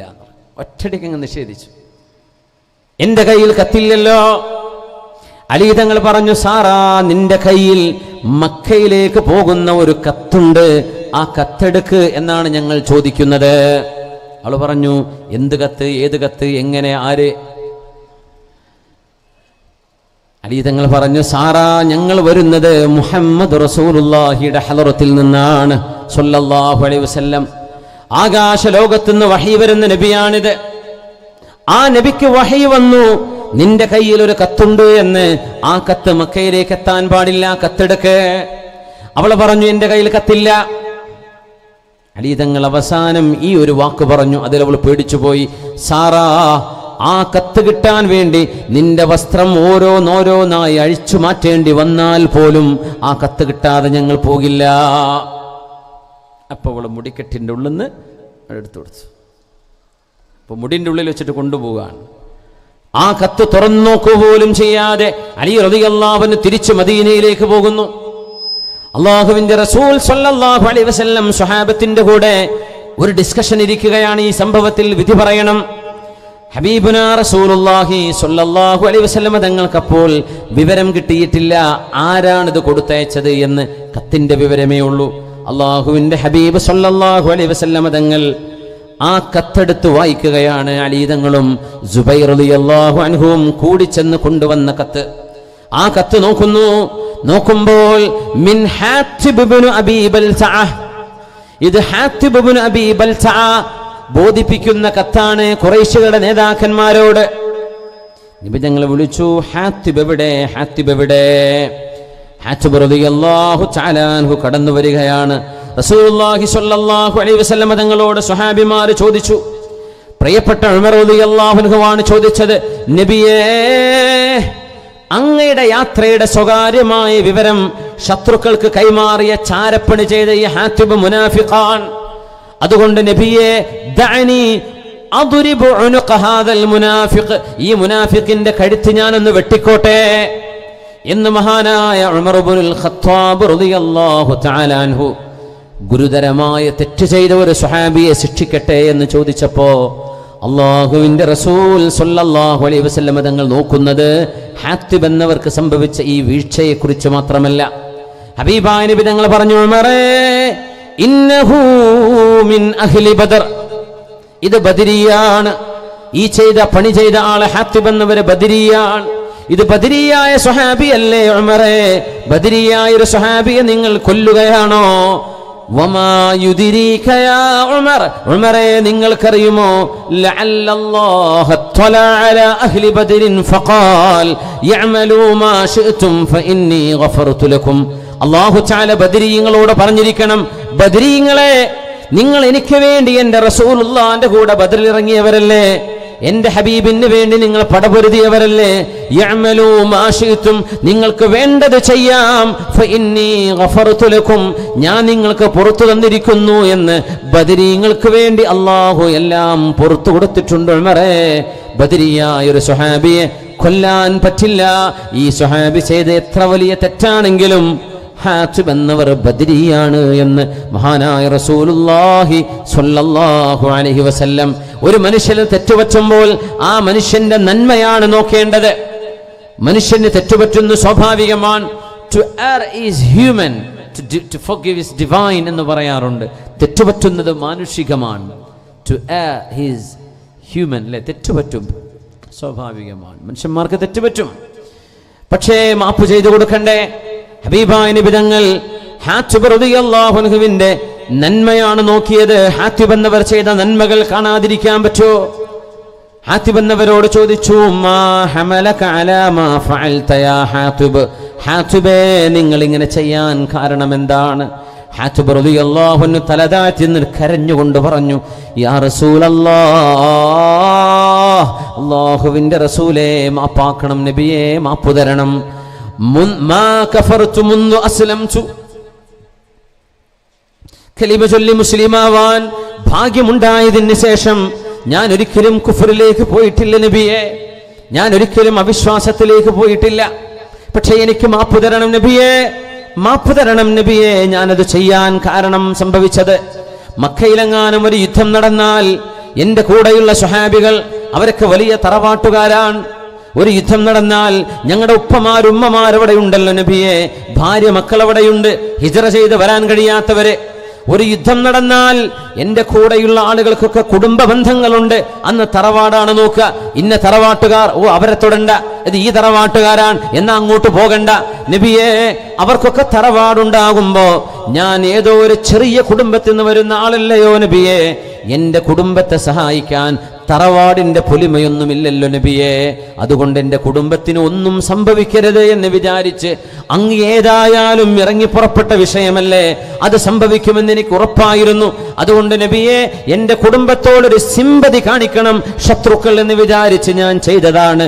ഇസ്ലാം ഇന്ന് പുറത്തു പോയതല്ല നബിയെ, അള്ളാഹുൽ അവിശ്വസിച്ചത് കൊണ്ടല്ല നബിയെ. അൽബീബായ നബിയെ മാപ്പാക്കണേ എന്ന് മഹാനായ ഹാത്തിബ് ഇബ്നു അബീ ബൽതഅ റളിയല്ലാഹു അൻഹു ഹബീബായ നബിയോട് കെഞ്ചിക്കരയുകയാണ്. അള്ളാഹുവിന്റെ ഹബീബ് ഒന്നും ചെയ്തില്ലെന്ന് മാത്രമല്ല, ബദരീങ്ങളുടെ മഹത്വം, നമ്മളൊക്കെ മജ്ലിസുൻ നൂറുകൾ സംഘടിപ്പിക്കുന്നവരാണ്, അസ്മാഉ ബദർ നമ്മൾ ഉച്ചരിക്കുന്നവരാണ്. ബദരീങ്ങളുടെ മഹത്വം പറഞ്ഞ് നബി തങ്ങൾ പറഞ്ഞ ആ ഹദീസ് ഈ സന്ദർഭത്തിലാണ് നബി തങ്ങൾ പറയുന്നത്, വമാ യുദ്രീക യാ ഉമർ, ഉമറേ നിങ്ങൾക്കറിയുമോ, ലഅല്ലല്ലാഹു തആല അലാ അഹ്ലി ബദരിൻ ഫഖാൽ യഅമലു മാ ശിഅ്തും ഫഇന്നി ഗഫർതു ലക്കും. ബദരീങ്ങളെ, അല്ലാഹു ബദരീങ്ങളോട് പറഞ്ഞിട്ടുണ്ട്, ഉമറേ യഅമലു മാ ശിഅ്തും, നിങ്ങൾക്ക് വേണ്ടത് ചെയ്യാം, ഫഇന്നി ഗഫർതു ലക്കും, ഞാൻ നിങ്ങൾക്ക് മാപ്പ് തന്നിരിക്കുന്നു എന്ന് അല്ലാഹു ബദരീങ്ങളോട് പറഞ്ഞിട്ടുണ്ട് ഉമറേ. അങ്ങനത്തെ ബദരിയല്ലേ ഹാത്തിബ്, ബദരിയായ ഹാത്തിബിനെ കൊല്ലാൻ പാടുണ്ടോ ഉമറേ? അദ്ദേഹം ചെയ്ത നന്മകൾ മറക്കാൻ കഴിയുമോ? ബദറിൽ എനിക്ക് എന്റെ കൂടെ ഇറങ്ങിയ ആളല്ലേ അവര്. അള്ളാഹുവിന്റെ ദീനൊരു പ്രതിസന്ധിയിലെത്തിയപ്പോ ആയിരക്കണക്കിന് വരുന്ന ശത്രുക്കളോട് 313 ആളുകൾ പൊട്ടിപ്പൊളിഞ്ഞ വാളുമായി വാഹനം പോലുമില്ലാതെ അള്ളാഹുവിന് വേണ്ടി മണലാരണ്യത്തിൽ പടപൊരുതിയവരല്ലേ ആ ബദരിയായ ഒരു സ്വഹാബിയെ. അവരുടെ ബദറിലുള്ള സേവനം മറക്കാൻ കഴിയുമോ ഉമറേ? ആ സേവനം മറന്നുകൊണ്ട് അദ്ദേഹത്തിൽ നിന്ന് സംഭവിച്ച ഒരു തെറ്റിന്റെ പേരിൽ അയാളെ നമ്മൾ ക്രൂശിക്കുകയാണോ വേണ്ടത്? അയാളുടെ നന്മ നമ്മൾ നോക്കേണ്ടതില്ലയോ? നമ്മുടെ നാടുകളിലെ മഹല്ല കമ്മിറ്റികളിൽ വർക്ക് ചെയ്യുന്ന ആളുകൾ വലിയ സേവനം ചെയ്യുന്നവരാണ്. അള്ളാഹു അവർക്ക് അർഹമായ പ്രതിഫലം കൊടുക്കട്ടെ. ഒരു കമ്മിറ്റി മാറുമ്പോൾ കമ്മിറ്റിയിലെ ഭാരവാഹികളെയൊക്കെ ഒരു ജനറൽ ബോഡി വിളിക്കുമ്പോൾ അനാവശ്യമായ കുറ്റാരോപണങ്ങൾ പറയുന്ന ആളുകളുണ്ട്. 1 വർഷമോ 2 വർഷമോ ഒരു റൗണ്ട് പൂർത്തിയാക്കുമ്പോൾ ആ പള്ളിയിലെ ഉസ്താദുമാര് അവരുടെ ശമ്പളം, അവരുടെ ചെലവ്, പള്ളിയുടെ മറ്റനുബന്ധമായ കാര്യങ്ങൾ, ഇതൊക്കെ സ്വന്തം പോക്കറ്റിൽ നിന്നെടുത്ത് ചെലവഴിച്ച കമ്മിറ്റി ഭാരവാഹികൾ അവരുടെ ഒരു ഊഴം കഴിഞ്ഞ് ഇറങ്ങുമ്പോൾ 100 രൂപക്ക് ബില്ലില്ല, 1000 രൂപക്ക് ബില്ലില്ലെന്ന് പറഞ്ഞ് ലക്ഷങ്ങൾ കയ്യിൽ നിന്ന് ചെലവഴിച്ച മനുഷ്യന്മാരെ കള്ളന്മാരാക്കി അപരോധിച്ച് അവരെ ആരോപണത്തിന് വിധേയമാക്കിയിട്ട് നാണം കെടുത്തുന്ന ആളുകൾ ആലോചിക്കണം, അവരൊക്കെ ചെയ്തു പോയ നന്മകൾ എവിടെ? ആ നന്മകൾ എന്താ നമ്മൾ കാണാത്തത്? തെറ്റുകൾ സംഭവിച്ചെങ്കിൽ പോലും ആ തെറ്റുകളെ പരിഹരിക്കാൻ കഴിയുമല്ലോ. ഒരു മനുഷ്യന്റെ നന്മ കാണാതെ ഒരു മനുഷ്യന്റെ തിന്മയെ മാത്രമല്ല കാണേണ്ടത്. മനുഷ്യൻ നന്മയും തിന്മയും ഉള്ളവനാണ്. ഒരു മനുഷ്യന്റെ സർവമാന നന്മകളും ഏതെങ്കിലും ചില മിസ്റ്റേക്കുകൾ വെച്ചിട്ട് നമ്മളന്ന് ഒരു മനുഷ്യനെ കരിവാരി തേക്കുകയാണോ? സോഷ്യൽ മീഡിയകളിൽ ട്രോളുകൾ നടത്തുന്ന ആളുകൾ, പരിഹാസം ചെയ്യുന്ന ആളുകൾ, ആർക്കും എന്തും ടൈപ്പ് ചെയ്തു വിടാൻ അവകാശമുണ്ട്. ആ സ്വാതന്ത്ര്യം ആർക്കും നിഷേധിക്കാൻ കഴിയില്ല. പക്ഷേ നമ്മൾ നമ്മളോടൊരൽപ്പം നീതി കാണിക്കണ്ടേ? മനുഷ്യന്മാരെ കുറ്റം പറയുന്ന നമ്മളുടെ സ്ഥാനം എത്രയാണ്? ആളുകൾക്ക് തെറ്റുപറ്റി എന്ന് ആരോപിക്കുന്ന നമ്മൾ എവിടെ കിടക്കുന്നു? നമ്മൾ ആരോപിക്കപ്പെടുന്ന ആളുകളെക്കാളും മുന്തിയ ആളുകളാണോ? നിസ്സാരമായ വിഷയങ്ങൾ പറഞ്ഞ് ആരോപണങ്ങൾ ഉന്നയിക്കുമ്പോൾ ഒരു മനുഷ്യന്റെ നന്മകൾ നമ്മൾ കാണാതെ പോകരുത്. പരിശുദ്ധ നിബിതങ്ങൾ ഹാത്തിബ് റളിയല്ലാഹു അൻഹുവിന്റെ ഈ പരിശുദ്ധമായ സംഭവത്തിലൂടെ പഠിപ്പിച്ചത്, മഹാനായ നിബിതങ്ങൾ ഒരു മനുഷ്യനോട് നീതി പാലിക്കണം എന്ന് പഠിപ്പിക്കുകയാണ്. നീതി പാലിക്കണം ഒരു മനുഷ്യനോട്. ഒരു മനുഷ്യന്റെ തെറ്റിന് വേണ്ടി ആ മനുഷ്യനെ ഒരു പാപത്തിന്റെ പേരിൽ ക്രൂശിക്കുന്നത് ശരിയല്ല.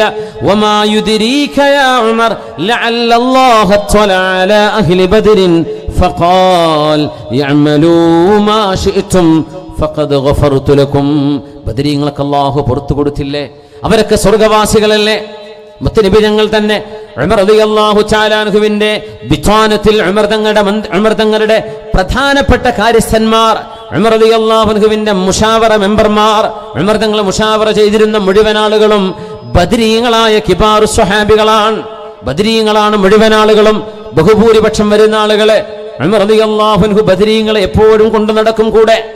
ഹബീബായ നബി തങ്ങളോട് ബദറിൽ ഷഹീദായ ഹാരിസ റളിയല്ലാഹു അൻഹുവിന്റെ ഉമ്മ, ഹാരിസ റളിയല്ലാഹു അൻഹുവിന്റെ ഉമ്മ ഹബീബായ നബി തങ്ങളോട് വന്ന് പറഞ്ഞു, നബിയേ ഐന ഹാരിസ, ഹാരിസ എവിടെയാണ് നബിയേ, ഹാരിസ എവിടെയാണ്?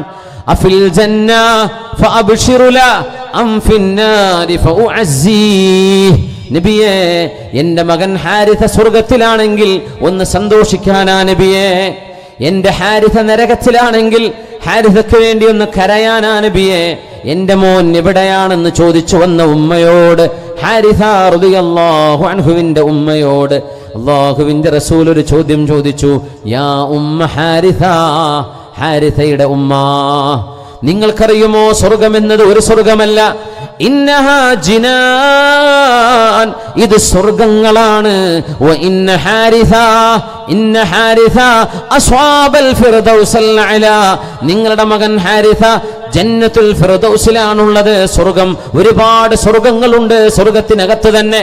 ആ സ്വർഗലോകങ്ങളിലെ ഏറ്റവും ഉന്നതങ്ങളിലാണ് ഉമ്മ നിങ്ങളുടെ മകൻ ഹാരിസ എന്ന് പരിശുദ്ധ റസൂൽ സ്വല്ലല്ലാഹു അലൈഹി വസല്ലം ബദരിയായ ഷഹീദായ സ്വഹാബി ഹാരിസ റളിയല്ലാഹു അൻഹുവിനെ കുറിച്ച് പറഞ്ഞിട്ടുണ്ട്. ലഅല്ലല്ലാഹു തആല അലാ അഹ്ലി ബദരിൻ ഫഖാൽ യഅമലൂ മാ ശിഅ്തും ഫഇന്നി ഗഫർതു ലക്കും. അള്ളാഹുവിന്റെ റസൂലിന്റെ മുമ്പിലേക്ക് മദ്യപാനത്തിന് ശിക്ഷ ഭരിക്കാൻ വരുന്നു ഒരു ചെറുപ്പക്കാരൻ. അങ്ങനെ ഉണ്ടായിരുന്നു ചില ആളുകൾ. അവർ ദീനിലേക്ക് കടന്നു വന്നിട്ടേ ഉള്ളൂ, പഴയകാല സ്വഭാവങ്ങളൊക്കെ ഇടയ്ക്കിടെ ഓർമ്മ വരും. ഒരു സ്വഹാബി, ഒരു ഹബീബിൻ്റെ അനുയായി, അദ്ദേഹത്തിന് ഇടക്ക് ഒന്ന് ഒരു അര ക്ലാസ് അദ്ദേഹത്തിന് കുടിച്ചേ പറ്റൂ, ഇസ്ലാമൊക്കെ വന്നിട്ടേ ഉള്ളൂ. അങ്ങനെ അദ്ദേഹത്തെ പിടിച്ചു കൊണ്ടുവരും, സ്വഹാബികൾ കൊണ്ടുവന്നേൽപ്പിക്കും. മദ്യപാനത്തിൻ്റെ ശിക്ഷ അത് തെളിയിക്കപ്പെട്ട് കഴിഞ്ഞാൽ മദ്യം കുടിച്ചതിന് ശിക്ഷയുണ്ട്, ആ ശിക്ഷ വാങ്ങിച്ചു പോകും. അത് 40 അടിയാണ്, 30 അഭിപ്രായ വ്യത്യാസങ്ങളൊക്കെ ഉണ്ട്. ഏതായിരുന്നാലും അതിൻ്റെ ജൽദുണ്ട്, അടിയുടെ ശിക്ഷയുണ്ട്, അത് വാങ്ങിച്ച് ഇദ്ദേഹം പോകും. പിന്നെ നല്ല കുട്ടിയായിട്ട് നമുക്ക് പിന്നെ എപ്പോഴെങ്കിലും വീണ്ടും കുടിക്കും, അപ്പോൾ പിന്നെ പിടിച്ചുകൊണ്ട് വരും. അങ്ങനെ ഒരുപാട് തവണ ഇദ്ദേഹത്തെ മദ്യപാനത്തിൻ്റെ ശിക്ഷയിൽ കൊണ്ടുവരുമ്പോൾ റസൂലുള്ളാഹി സ്വല്ലല്ലാഹു അലൈഹി വസല്ലമ തങ്ങൾ ജീവിച്ചിരിക്കുന്ന കാലമാണ്. അദ്ദേഹത്തെ 3 തവണയോളം മദ്യപാനത്തിന് ശിക്ഷ വാങ്ങിച്ച് തിരിച്ചു പോകുന്ന കാഴ്ച കണ്ടപ്പോൾ സ്വഹാബികളിൽ ചില ആളുകൾ പറഞ്ഞു, ലഅനഹുല്ലാഹ് മാ അക്സറ മാ യുഅതാ ബിഹി, ലഅനഹുല്ലാഹ് മാ അക്സറ മാ യുഅതാ ബിഹി, അല്ലാഹു ഈ മനുഷ്യനെ ശപിക്കട്ടെ, എത്ര തവണയാണ് ഇദ്ദേഹത്തെ ഹബീബിന്റെ മുമ്പിലേക്ക് ഒരേ വിഷയത്തിന് ശിക്ഷ ഭരിക്കാൻ കൊണ്ടുവരുന്നത്. ലഅനഹുല്ലാഹ്, സ്വഹാബികളാ പറഞ്ഞത്, സ്വാലിഹായ ഒരു നന്മ ചെയ്ത അവസ്ഥയിലല്ല. ആ മനുഷ്യനിൽ നിന്ന് ഗുരുതരമായൊരു വീഴ്ച വന്നു. ആ വീഴ്ച ആവർത്തിക്കപ്പെട്ടപ്പോൾ ഹബീബായ നബി തങ്ങൾ പറഞ്ഞ വാക്കാണത് ലഅനഹുല്ലാഹ് മാ ഹബീബിന്റെ സ്വഹാബിമാർ പറഞ്ഞു, ലഅനഹുല്ലാഹ് മാ അക്സറ മാ യുഅതാ ബിഹി. ഹബീബായ നബി തങ്ങൾ അത് കേട്ടു. റസൂലുള്ളാഹി തങ്ങൾ ഒരു മനുഷ്യനെ വീക്ഷിക്കുകയാണ്, ഒരാളിലെ നന്മയാണ് നബി തങ്ങൾ കാണുക. ആ മനുഷ്യനിൽ എന്തെല്ലാം നന്മയുണ്ട്, തിന്മകൾക്ക് ശിക്ഷയുണ്ട്, പക്ഷേ ഒരാളിന്റെ നന്മയാണ് നോക്കേണ്ടത്. അതല്ലേ ഒരു വ്യക്തിയോട് ചെയ്യുന്ന നീതി. ജീവിതകാലം എത്രയെല്ലാം നന്മ ചെയ്യും, ഒരാളിന്റെ നന്മ കൂടുതലും തിന്മ കുറവുമാണെങ്കിൽ ഇദാ ബലഗൽ മാഉ ഖുല്ലതൈനി ലം യഹ്മിലിൽ ഹദസ എന്ന് പറയുന്ന പോലെ 2 കുല്ലത്ത് വെള്ളമുണ്ടെങ്കിൽ നജസ് ചേരുന്നതോടുകൂടെ അത് മുതനജ്ജിസാകുന്നില്ലല്ലോ, അതിന്റെ രുചിയോ മണമോ വാസനയോ മാറണ്ടേ എന്ന പോലെ ഒരുപാട് നന്മയുള്ള ആളിലേക്ക് അവരുടെ ഏതെങ്കിലും ഒരു തിന്മയെ വെച്ചുകൊണ്ട് ആ വെള്ളം മുഴുവൻ നജസായി എന്ന് പറയുന്ന പോലെയാണത്. ഉലമാ പറയും, മഹാന്മാരുടെ വ്യക്തിത്വത്തെ നമ്മൾ അളക്കുമ്പോൾ അവരുടെ നന്മയാണ് നോക്കേണ്ടത്.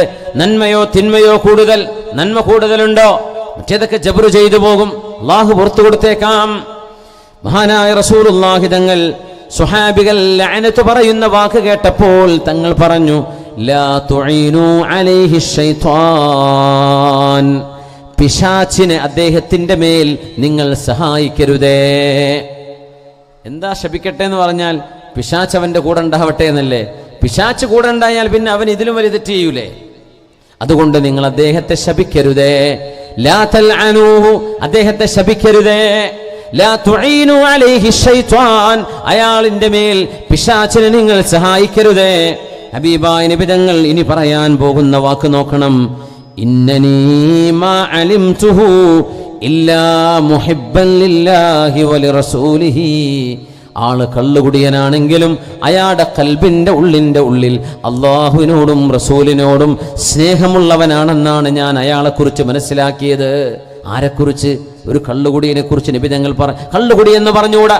മദ്യപാനം ഒരുപാട് തവണ മദ്യപിച്ച് ശിക്ഷ വരിച്ചു പോകുന്ന ഒരാള്. ഹബീബായ നബി തങ്ങൾ ആ മഹാനായ മനുഷ്യനെ ഹബീബായ നബി തങ്ങൾ ഒരു മദ്യപാനത്തിന്റെ പേരിൽ ഇകഴ്ത്താനല്ല നോക്കിയത്. മുത്തുനബി തങ്ങൾ അയാളിൽ ഒരു നന്മയെ എടുത്തു പറഞ്ഞു. അദ്ദേഹം തിന്മകൾ ചെയ്തോട്ടെ, എന്നാൽ എന്താണ് അയാളുടെ കൽബിൽ സ്നേഹമില്ലേ അള്ളാഹുവിനോട്, അവന്റെ റസൂലിനോട്? ഹബീബായ തങ്ങളുടെ വാക്കാണ് ഇന്നനീ മാ അലിംതുഹു ഇല്ലാ മുഹിബ്ബൻ ലില്ലാഹി വറസൂലിഹി. അള്ളാഹുവിനോടും റസൂലിനോടും സ്നേഹമുള്ള ആളാണ്. അങ്ങനെ ഉണ്ടാവും ചില ആളുകള് പിടുത്തമിട്ട് നടക്കുന്ന ആളുകളായിരിക്കാം. പക്ഷെ റബീഉൽ അവ്വൽ വരുമ്പോ, നല്ല നല്ല പരിപാടികൾ വരുമ്പോൾ മുമ്പിൽ നിന്ന് സേവനം ചെയ്യാൻ, ഖിദ്മത്തിന് ഓടിച്ചാടി നടത്താൻ, തോരണങ്ങൾ വെക്കാൻ ഒക്കെ മുമ്പിലുണ്ടാകും. ആള് പാപിയായിരിക്കാം, പക്ഷേ കൽബിന്റെ ഉള്ളിൽ ഹുബ്ബുണ്ടായിരിക്കാം, സ്നേഹമുണ്ടായിരിക്കാം. ഹബീബായ നബി തങ്ങൾ ഈ സംഭവത്തിൽ ഇടപെട്ടത് നമ്മൾ ചേർത്ത് വായിക്കുക. മഹബ്ബത്ത് നബിയുടെ ഇത്തിബാഅൻ. ആ ചെയ്ത തെറ്റായിട്ട് തന്നെ നബി തങ്ങൾ പറഞ്ഞു. ആ മനുഷ്യന്റെ കൽബിന്റെ ഉള്ളിൽ അള്ളാഹുവിനോടും അവന്റെ റസൂലിനോടും സ്നേഹമുണ്ട് എന്ന് പരിശുദ്ധ റസൂൽ സ്വല്ലല്ലാഹു അലൈഹി വസല്ലം. അതാണ് ഒരു മനുഷ്യന്റെ നന്മയാണ് നോക്കേണ്ടത്, തിന്മയല്ല എന്ന് പറയാൻ കാരണം. നിങ്ങൾ ആരോടും വെറുപ്പുള്ളതിന്റെ പേരിൽ, നിങ്ങൾക്ക് ആരോടെങ്കിലും ഇഷ്ടക്കുറവുള്ളതിന്റെ പേരിൽ അതിന് കാരണമുണ്ടാവാം. നിന്റെ തറവാട്ടുകാരനല്ല, നിന്റെ ബന്ധുവല്ല, നിന്റെ നാട്ടുകാരനല്ല, നിന്റെ സംഘടനയിൽ പ്രവർത്തിക്കുന്ന ആളല്ല, അങ്ങനെയൊക്കെ ആയിരിക്കാം. പക്ഷേ ഒരു മനുഷ്യന്റെ നന്മ നന്മയായും ഒരു മനുഷ്യന്റെ തിന്മയെ തിന്മയായും, നന്മകൾ കൂടുതലുള്ള ഒരാളെ ഏതെങ്കിലും ഒരു തിന്മ വെച്ചിട്ട് നിങ്ങളങ്ങ് ബ്ലാക്ക് മെയിൽ ചെയ്യല്ല, നിങ്ങളങ്ങ് നാണം കെടുത്തല്ല, നിങ്ങൾ ഒരുപാടങ്ങ് പരിഹസിക്കല്ലേ എന്ന് പരിശുദ്ധ റസൂൽ സ്വല്ലല്ലാഹു അലൈഹി വസല്ലം. ഹബീബായ നബി തങ്ങളുടെ മുമ്പിലേക്ക് നജ്റാനിൽ നിന്ന് ഒരു സംഘം ആളുകൾ വരുന്നു. ബനുൽ ഹാരിസ് ഇബ്നു കഅബ് അവർ നജ്റാനിൽ നിന്നാണ് വരുന്നത്. ഹബീബായ സ്വല്ലല്ലാഹു അലൈഹി വസല്ലം ഇസ്ലാമിലേക്ക് അവരെ ക്ഷണിക്കാൻ വേണ്ടി ഖാലിദ് ഇബ്നുൽ വലീദ് റളിയല്ലാഹു അൻഹുവിനെ നിയോഗിച്ചിട്ടുണ്ടായിരുന്നു. അങ്ങനെ അവരുടെ ഒരു നിവേദക സംഘമായി ഹബീബായ നബി തങ്ങളുടെ മുമ്പിലേക്ക് വരുമ്പോൾ റസൂലുള്ളാഹി തങ്ങൾ അവരെ കാണുന്നു. ഖാലിദ് റളിയല്ലാഹു അൻഹുവിന്റെ ദഅവത്ത് സ്വീകരിച്ച് ഇസ്ലാമിലേക്ക് കടന്നു വന്ന നജ്റാനുകാർ. സൗദി അറേബ്യയിൽ നജ്റാൻ യമനിന്റെ ബോർഡർ വരുന്ന ഭാഗമാണ്. നബി തങ്ങൾ അവരെ കണ്ടപ്പോൾ ചോദിച്ചു, മൻ ഹൗലാ അല്ലദീന കഅന്നഹും മിൻ റിജാലിൽ ഹിന്ദ്. അതാരാണ് വരുന്നത്? കണ്ടിട്ട് ഇന്ത്യക്കാരെ പോലെയുണ്ടല്ലോ. നബി തങ്ങൾ പറഞ്ഞു സ്വല്ലല്ലാഹു അലൈഹി വസല്ലം, ഈ യമനികളും നമ്മുടെ കേരളക്കാരും ശരീരം കൊണ്ട് ഏകദേശമൊക്കെ ഒരുപോലെയാണെന്ന് തോന്നാറുണ്ട് അല്ലേ? ചില യമനികളൊക്കെ കാണുമ്പോൾ മലയാളിയാന്ന് വിചാരിച്ചു. ഗൾഫ് നാട്ടിലൊക്കെ ജോലി ചെയ്ത ആളുകൾ, നമ്മൾ മലയാളക്കരയിലുള്ള ആളുകൾക്കും യമനുമാനോ, കാരണം നമുക്ക് തീർച്ചയായും നമ്മുടെ കടൽ, ഇന്ത്യൻ മഹാസമുദ്രം മുറിച്ചു കടന്നാൽ കിട്ടുന്ന നാടാണ് യമൻ അല്ലേ? സലാല മുമ്പ് യമനിൻ്റെ ഭാഗമായിരുന്നു. ദുഫാർ നമ്മുടെ കോഴിക്കോട്ടെ നമ്മുടെ വടകര പൂലാണ്ടിൻ്റെ അടിയിലുള്ള സ്ഥലം ഉണ്ടല്ലോ, പയ്യോളി അല്ലേ? പയ്യോളിയിൽ നിന്ന് നേരെ കടൽ കടന്നാൽ എന്ന പഴയകാല ചരിത്രത്തിൽ അന്ന് അവിടെ തുറമുഖമുണ്ട്. പയ്യോളിയിൽ നിന്ന് നേരെ കടൽ മുറിച്ച് കടന്നാൽ എത്തുന്നത് സലാലയിലേക്കാണ്. ഇന്നത്തെ ഒമാനിൻ്റെ ഭാഗമായ സലാല, പണ്ട് യമനാണത്, ദുഫാറാണ്. അപ്പോൾ ഒരു മലയാളി ടച്ചുണ്ട് യമനികൾക്ക് എന്ന് എനിക്ക് തോന്നാറുണ്ട്. നിങ്ങൾക്ക് തോന്നിയിട്ടുണ്ടോ എന്നറിയില്ല. പിന്നെ എത്രയോ അല്ലേ, ശംസുൽ ഉലമയുടെ കുടുംബങ്ങൾക്ക് അവിടെ നിന്ന് വന്നു അല്ലേ, യമനികളാണ്. ഹദറമൗത്തിൽ നിന്ന് വന്നവർ, മഹാനായ ഷെയ്ഖുനയുടെ കുടുംബം, മഹാനായ മർഹൂം മുഹമ്മദ് അലി ശിഹാബ് തങ്ങൾ, ജീവിച്ചിരിപ്പുള്ള മഹാനായ ഹൈദർ അലി ശിഹാബ് തങ്ങൾ, അവരുടെ ഉപ്പാപ്പമാർ അവരൊക്കെ യമനിൽ നിന്ന് വന്നവരാണ്. അപ്പോൾ കേരളീയരായ ആളുകളുടെ ഒരു ശരീര സാദൃശ്യം സ്വാഭാവികമായും, എത്ര നമ്മളെ ഉസ്താദുമാർ കെട്ടുന്ന തലയെക്കെട്ട് വരെ യമനികൾ കെട്ടുന്നുണ്ട്. അത് ഭയങ്കരമായിട്ട് നമ്മൾ കേരളത്തിലെ കുട്ടിസന്താരം ഉസ്താദും ഉസ്താദുമാരും നമ്മുടെ അലിമീങ്ങളൊക്കെ കെട്ടുന്ന സാധാരണ കെട്ട്, നമ്മൾ തന്നെ UAE കെട്ടായിപ്പോയി. പക്ഷേ ആ ഒരു തലയെക്കെട്ട് നമ്മൾ കെട്ടുന്ന ആ ഒരു തലപ്പാവ് യമനികൾ കെട്ടുന്ന തലപ്പാവാണ്. ഇപ്പോഴും യമനികളായ ആലിമീങ്ങൾ അങ്ങനെ ചെയ്യുന്നുണ്ട്. സുബ്ഹാനല്ലാഹ്.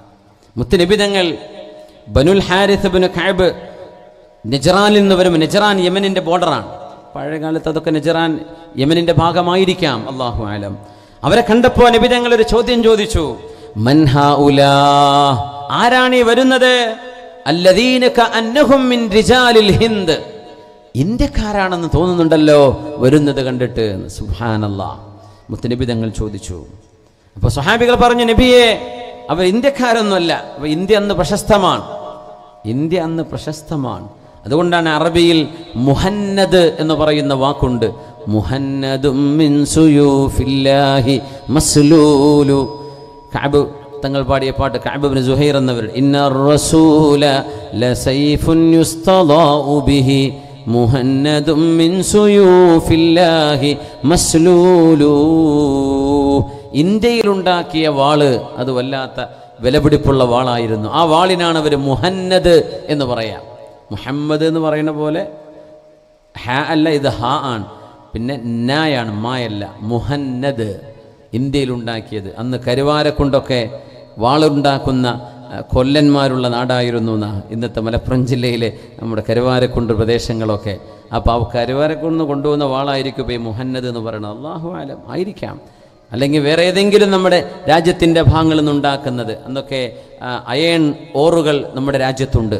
നമ്മുടെ KGF-ലും കോലാറിലുമൊക്കെ ഉള്ള പോലെ മൈനുകൾ നമ്മുടെ രാജ്യത്ത് വളരെ കാലങ്ങൾക്ക് മുമ്പ് ഉണ്ടായിരുന്നു. സുബ്ഹാനല്ലാഹ്. അപ്പോൾ നബി തങ്ങൾ ചോദിച്ചു, ഇവർ ഇന്ത്യക്കാരാണോ? അവരെ പറഞ്ഞു, ഹൗലാഇ വഫ്ദു ബനിൽ ഹാരിസ് ഇബ്നു കഅബ്, ഇവര് ബനുൽ ഹാരിസ് ഇബ്നു കഅബ് നിവേദക സംഘമാണ് നബിയെ. അവര് ഇസ്ലാം സ്വീകരിച്ചു. അവർ നബി തങ്ങളെ കാണാൻ വേണ്ടി വരിക. ഹബീബിന്റെ ഹദറത്തിലേക്ക് വരുമ്പോൾ അവർ പറഞ്ഞു, അസ്സലാമു അലൈക യാ റസൂലല്ലാഹ്. റസൂലുള്ളാഹി തങ്ങളോട് സലാം പറഞ്ഞു. നബി തങ്ങൾ റദ്ദസ്സലാം, തങ്ങൾ പറഞ്ഞു വഅലൈക്കുമുസ്സലാം വറഹ്മത്തുള്ളാഹ്. പിന്നെ തങ്ങളൊരു ചോദ്യം ചോദിച്ചു, അൻതുമുല്ലദീന ഇദാ സുജിർതും ഖദിംതും, നിങ്ങളാണോ ജാഹിലിയ കാലത്തെ പ്രമാണിമാര്? നിങ്ങളാണോ കൽപ്പിക്കുന്ന ആളുകള്? നിങ്ങളാണോ ജനങ്ങളെ കീഴടക്കിയിരുന്ന ആളുകള്? ഈ ബനുൽ ഹാരിസ് ഇബ്നു കഅബിന്റെ പ്രത്യേകത, എല്ലാ ശത്രുക്കളെയും അടിച്ചൊതുക്കാൻ കഴിയുന്ന ആളുകളാണ്. ഇവർ വമ്പന്മാരാ, വീരശൂര പരാക്രമികളാണ്. തങ്ങൾ ചോദിച്ചു, നിങ്ങൾ വലിയ പരാക്രമികളല്ലേ? നിങ്ങൾ എല്ലാവരെയും ജയിച്ചടക്കുന്ന ആളുകളല്ലേ ആയിരുന്നില്ലേ എന്ന് ചോദിച്ചു. അപ്പോൾ ഒന്നും മിണ്ടിയില്ല അവര്. തങ്ങൾ 3 പ്രാവശ്യം ചോദിച്ചു, ഒന്നും മിണ്ടിയില്ല. അപ്പം അതിൽപ്പെട്ട ഒരാൾ യസീദ് ഇബ്നു ഖസ്വ എന്ന് പറയുന്ന ആള്, അദ്ദേഹം പറഞ്ഞു, നഅം യാ റസൂലല്ലാഹ് നഹ്നുല്ലദീന ഇദാ സുജിർനാ ഖദിംനാ, നഹ്നുല്ലദീന ഇദാ സുജിർനാ ഖദിംനാ. 3 തവണ പറഞ്ഞു, നബിയെ അങ്ങനെ തന്നെ നബിയെ, ഞങ്ങൾ പ്രമാണികളാണ്, ഞങ്ങൾ കരുത്തുറ്റവരാണ്, ഞങ്ങൾ ശത്രുക്കളെ കീഴടക്കുന്നവരാണ്, ഞങ്ങൾ അങ്ങനത്തെവരാണ്, ഇങ്ങനത്തെവരാണ് മേന്മ പറഞ്ഞ് മഹാനായ യസീദ് ഇബ്നു ഖസ്വ റളിയല്ലാഹു അൻഹു അദ്ദേഹം മുസ്ലിമായി വരാൻ ഹബീബിനെ കണ്ടു, സുഹാബിയായിരിക്കുകയാണ്. അദ്ദേഹം നബി തങ്ങളോട് ശരിവെച്ചുകൊണ്ട് പറഞ്ഞു, അങ്ങനെ തന്നെയാണ് നബിയെ, അങ്ങനെ തന്നെയാണ്, ഞങ്ങൾ പ്രമാണിമാരാണ്, പിന്നെ നിങ്ങൾക്ക് വേണ്ടി ഞങ്ങൾ മുസ്ലിമായതാണ് എന്നൊക്കെയുള്ള ഒരു ചുവ ആ വാക്കിലുണ്ടോ എന്ന് നബി തങ്ങൾക്ക് തോന്നി. റസൂലുള്ളാഹി സ്വല്ലല്ലാഹു അലൈഹി വസല്ലം അന്നൊക്കെ ജാഹിലിയത്ത് നിന്ന് വരെയല്ലേ, അവരുടെ മനസ്സിന്റെ അഹങ്കാരം ഇല്ലായ്മ ചെയ്യാൻ റസൂലുള്ളാഹി തങ്ങളൊരു വാക്ക് പറഞ്ഞു. ഒന്നുമില്ല, അവരെ വല്ലാണ്ടങ്ങോട്ട് പൊങ്ങണ്ട, ആ ഒരു അവരെ വല്ലാണ്ടങ്ങ് അഹങ്കാരത്തിലൊന്ന് വീർത്തിരിക്കുകയാണ്, അതൊന്ന് കുറക്കാൻ നബി തങ്ങൾ പറഞ്ഞു, അമാ ഇന്നഹു ലൗലം യക്തുബ് ലി ഖാലിദുൻ ബിഇസ്ലാമികും ലഅൽഖൈതു റൂസകും ബൈന അർജുലികും. പറയാണ്, ഖാലിദ് ഇബ്നു വലീദ് എന്നവരെ നിങ്ങളെക്കുറിച്ച് എന്നെ എഴുതി അറിയിച്ച വിവരം എന്നെ അറിയിച്ചില്ലായിരുന്നുവെങ്കിൽ ഒരുപക്ഷെ നിങ്ങളുടെ കഴുത്തിൽ തല കാണില്ലായിരുന്നു. കാരണം അത്രയും അറബ് നാടുകളിൽ കലാപങ്ങൾ ഉണ്ടാക്കിയിരുന്ന ആളുകളാണ് ഈ നജറാനികൾ. അവരത്രയും അറബ് നാടുകൾക്ക് തലവേദനയാണ്. നബി തങ്ങൾ അവരെയൊക്കെ വധിക്കണമെന്ന് തങ്ങൾക്ക് പ്ലാൻ ഉണ്ടായിരുന്നു. ഒന്നുമില്ല, മനസ്സമാധാനത്തോടെ മനുഷ്യരെ ജീവിക്കാൻ അയക്കാത്ത ഒരു വിഭാഗം ആളുകൾ. തങ്ങൾ പറഞ്ഞു, നിങ്ങൾ മുസ്ലിമീങ്ങളായിട്ടുണ്ടെന്ന് ഞാൻ അറിഞ്ഞു, ഇല്ലെങ്കിൽ നിങ്ങളുടെ തല നിങ്ങളുടെ കാലിൻ്റെ താഴെ കാണുമായിരുന്നു. അപ്പൊ യസീദ് ഇബ്നു ഖസ്വ പഴയ ആ ഒരു ജാഹിലിയത്തിൻ്റെ പെരുമയും ആ ഒരു അഹങ്കാരവും ഒക്കെ താഴെ വെച്ച് നബിയോടൊരു മറുപടി പറഞ്ഞു, യാ റസൂലല്ലാഹ്, അല്ലാഹുവിൻ്റെ റസൂലേ, വല്ലാഹി മാ ഹമിദ്നാക വലാ ഹമിദ്നാ ഖാലിദാ. നബിയേ, ഞങ്ങൾ മുസ്ലിമീങ്ങളാണ്, ആ മുസ്ലിമായതിന് നന്ദി ഞങ്ങൾ അങ്ങയോടോ ഖാലിദ് ബിൻ വലീദ് തങ്ങളോടോ അല്ല ഞങ്ങൾ പറയുന്നത്. തങ്ങൾ ചോദിച്ചു, മൻ ഹമിത്തും ഇദൻ, പിന്നെ ആരെയാ നിങ്ങൾ ഈ നന്ദിയോടുകൂടെ ആരോടാ നിങ്ങൾ നന്ദി പറയുന്നത്? മുസ്ലിമായതിലെ നന്ദി ആരോടാ നിങ്ങൾ പറയുന്നത്? ഹമിദനല്ലാഹല്ലദീ ഹദാക ബിനാ, ഞങ്ങൾക്ക് ഹിദായത്തിന് കാരണമായത് അല്ലാഹു ആണ്. അല്ലാഹു അല്ലയോ നബിയെ നിങ്ങളെ ഞങ്ങൾക്ക് ഹാദിയായി നിയോഗിച്ചത്.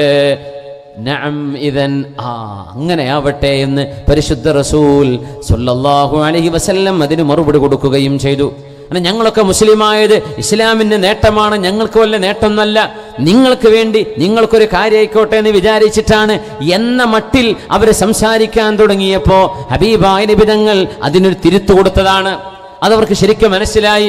മഹാന്മാർ പറയും, നോക്കണം, അൽ ഖൗമു അസ്ബഹു അസ്ഹാബൽ ഫിഖ്, സെക്കൻഡ് നേരം കൊണ്ട് അവർ ഫിഖ്ഹിന്റെ ആളുകളായി മാറി, കാര്യം മനസ്സിലാക്കുന്നവരായി. പെട്ടെന്ന് അവർക്ക് ബോധ്യപ്പെട്ടു. ഇപ്പൊ പറഞ്ഞു, നബിയെ, ഞങ്ങൾ മുസ്ലിമായതിൽ ഞങ്ങൾ അഭിമാനിക്കുകയല്ല, ഞങ്ങൾ ഇതിന് നന്ദി പറയുന്നത് ഖാലിദ് എന്നവരോടല്ല, അങ്ങയോടുമല്ല. ഹിദായത്ത് അല്ലാഹുവല്ലേ നൽകുന്നത്. ഇന്നക ലാ തഹ്ദീ മൻ അഹ്ബബ്ത വലാകിന്നല്ലാഹ യഹ്ദീ മൻ യശാ, ഹിദായത്ത് നൽകുന്നത് അല്ലാഹുവല്ലയോ. ഹമിദനല്ലാഹല്ലദീ ഹദാക ബിനാ, നബിയേ, അങ്ങയെ കൊണ്ടാണല്ലോ ഞങ്ങൾക്ക് ഹിദായത്തുണ്ടായത്, അങ്ങയെ ഹാദിയായി നിയോഗിച്ചത് അല്ലാഹുവല്ലേ, ആ അള്ളാഹുവിനോട് ഞങ്ങൾ നന്ദി പറയുന്നു എന്ന് ഹബീബിനോട് അവരുടെ മറുപടിയും വന്നു. അന്നേരം റസൂലുള്ളാഹി സ്വല്ലല്ലാഹു അലൈഹി വസല്ലം തങ്ങൾ ഒരു ചോദ്യം ചോദിച്ചു. ഇതാണ് നമ്മുടെ വിഷയം. ബിമാദാ കുൻതും തഗ്ലിബൂനൻ നാസ്, ബനുൽ ഹാരിസ് ഇബ്നു കഅബ്, നിങ്ങൾ ജനങ്ങളെ കീഴടക്കുന്ന കാര്യം എന്തായിരുന്നു? നിങ്ങൾ എങ്ങനെയാണ് അറബ് ലോകത്ത് ജയിച്ചത്? നിങ്ങൾ എങ്ങനെയാണ് അറബികളെ മുഴുവനും ഭരിച്ചത്? നിങ്ങൾ എങ്ങനെയാണല്ലോ പോലീസും പട്ടാളത്തിനും ചെന്ന് നോക്കാൻ പറ്റാത്ത പ്രദേശങ്ങളൊക്കെ ഉണ്ടാവും ഭൂമിയിൽ, കാരണം അവർക്ക് അടുക്കാൻ പറ്റൂല. ആ നാട്ടുകാരങ്ങനത്തെ ആളുകളാണ്. അങ്ങനെയൊക്കെ ഉണ്ടാവൂലേ? ബിമാദാ കുൻതും തഗ്ലിബൂനൻ നാസ്, നിങ്ങൾ എങ്ങനെയാ ജനങ്ങളെ ഇങ്ങനെ കീഴടക്കിയത്? നിങ്ങളുടെ ഈ വിജയത്തിന്റെ രഹസ്യം എന്താണ്? ആര് ചോദിച്ചു? റസൂലുള്ളാഹി തങ്ങള് സ്വല്ലല്ലാഹു അലൈഹി വസല്ലം. അവര് പറഞ്ഞു, മാ കുന്നാ നഗ്ലിബുഹും യാ റസൂലല്ലാഹ്. നോക്കണം, അവരെ പെട്ടെന്ന് മാറിക്കളഞ്ഞു. അവരിപ്പോ പറയാ, നബിയേ, ഞങ്ങൾ അങ്ങനെ ജയിച്ചടക്കിയിട്ടൊന്നുമില്ലല്ലോ നബിയേ. മുമ്പ് നേരത്തെ പറഞ്ഞ മറുപടി അങ്ങനെ ആയിരുന്നില്ല, ഞങ്ങൾ തന്നെയാണെന്ന. അപ്പൊ അത് മാറി. നോക്കണം, ഹബീബിന്റെ ഒരു 100 കിട്ടുമ്പോഴേക്കും ആള് മാറുന്നതാണ്. അതുകൊണ്ടാണ് സ്വഹാബികളെക്കാളും ഇബാദത്തുള്ള താബിഈങ്ങളുണ്ട്. പക്ഷെ ഒരു താബിഈക്കും ഒരു സ്വഹാബിന്റെ സ്ഥാനം ഉണ്ടാവില്ല. സ്വഹാബി കഴിഞ്ഞിട്ടേ താബിഈ. ഇബ്നു മസ്ഊദ് റളിയല്ലാഹു അൻഹു താബിഈങ്ങളോട് പറയും, ഒരുപക്ഷേ ലഅല്ല ഫീകും അക്സറ മിൻ അസ്ഹാബി റസൂലില്ലാഹി സ്വലാത്തൻ വസിയാമ, നബിതങ്ങളുടെ സ്വഹാബികളെക്കാളും നോമ്പും നിസ്കാരമൊക്കെ ഉള്ള ആളുകൾ താബിഈകളെ നിങ്ങളിലുണ്ട്. പക്ഷേ സ്വഹാബത്തിന്റെ ഇബാദത്തിന്റെ നാരയലത്തേക്ക് അതെത്തില്ല. സ്വഹാബികൾ അത്ര ചെയ്തോളണമെന്നില്ല. എന്തേ കാരണം എന്നറിയോ? റസൂലുള്ളാന്റെ മുഖത്ത് നിന്ന് കിട്ടുന്നൊരു പ്രകാശം ഹബീബിന്റെ ജീവിതത്തിൽ കാണുകയോ, ഹബീബിന്റെ കണ്ണില്ലാത്ത ആൾക്കാരാണെങ്കിൽ ആ മജ്ലിസിൽ പോയി മുഅ്മിനായി ഇരിക്കുകയോ ചെയ്ത ആളുകൾക്ക് അള്ളാഹു ഒരു പ്രകാശം കൊടുക്കും. ആ പ്രകാശമാണ് സ്വഹാബത്തിന്റെ പ്രത്യേകത. ജമ്മുൽ ജവാമിയുടെ മുസന്നിഫ് തന്നെ പറയുന്നുണ്ടല്ലോ, വകാന യഅതീഹിൽ അറാബിയുൽ ജിൽഫ് ഫകാന യതകല്ലമു ബിൽ ഹിക്മ. ഒരു സംസ്കാരവുമില്ലാത്ത അറാബികൾ, കാട്ടറബികളായ ആളുകൾ അള്ളാഹുവിന്റെ റസൂലിന്റെ അരികത്ത് വരികയും ഹബീബിന്റെ സദസ്സിൽ ഇരിക്കുകയും ചെയ്ത് സെക്കൻഡ് നേരം കൊണ്ട് എഴുന്നേറ്റ് പോയാൽ ഫകാന യതകല്ലമു ബിൽ ഹിക്മ, അവർ തത്വജ്ഞാനങ്ങൾ സംസാരിക്കുമായിരുന്നു. സുബ്ഹാനല്ലാഹ്. ഒരാളോട് മര്യാദക്ക് വർത്തമാനം പറയൽ എന്താണെന്ന് പോലും അറിയാത്ത ആളുകള് ഒരു സെക്കൻഡ് നേരം ലഹ്ള, അതാണ് സ്വഹാബി എന്ന് പറഞ്ഞാൽ. മൻ സ്വഹിബ റസൂലല്ലാഹി സ്വല്ലല്ലാഹു അലൈഹി വസല്ലം മുഅ്മിനൻ വലൗ ലഹ്ളതൻ, അതാണ് സ്വഹാബിന്റെ താരീഫ്. ആരാ സ്വഹാബി?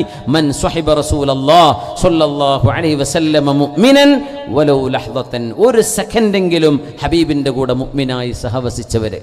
കണ്ടവര് എന്നല്ല, കണ്ണില്ലാത്ത സ്വഹാബികളുണ്ട്, കാണൽ നിർബന്ധമല്ല, ഹബീബിന്റെ കൂടെ ഇരിക്കണം സ്വല്ലല്ലാഹു അലൈഹി വസല്ലം. അതങ്ങ് ഇരുന്നാൽ ആളുടെ സ്വഭാവം മാറും, ആളുടെ സംസ്കാരം മാറും, ആളുടെ ചിന്താരീതികൾ മാറും. പിന്നെ അവർ പറയും തത്വജ്ഞാനങ്ങളാണ്. ഫകാന യതകല്ലമു ബിൽ ഹിക്മ, അവർ തത്വജ്ഞാനം സംസാരിക്കുമായിരുന്നു.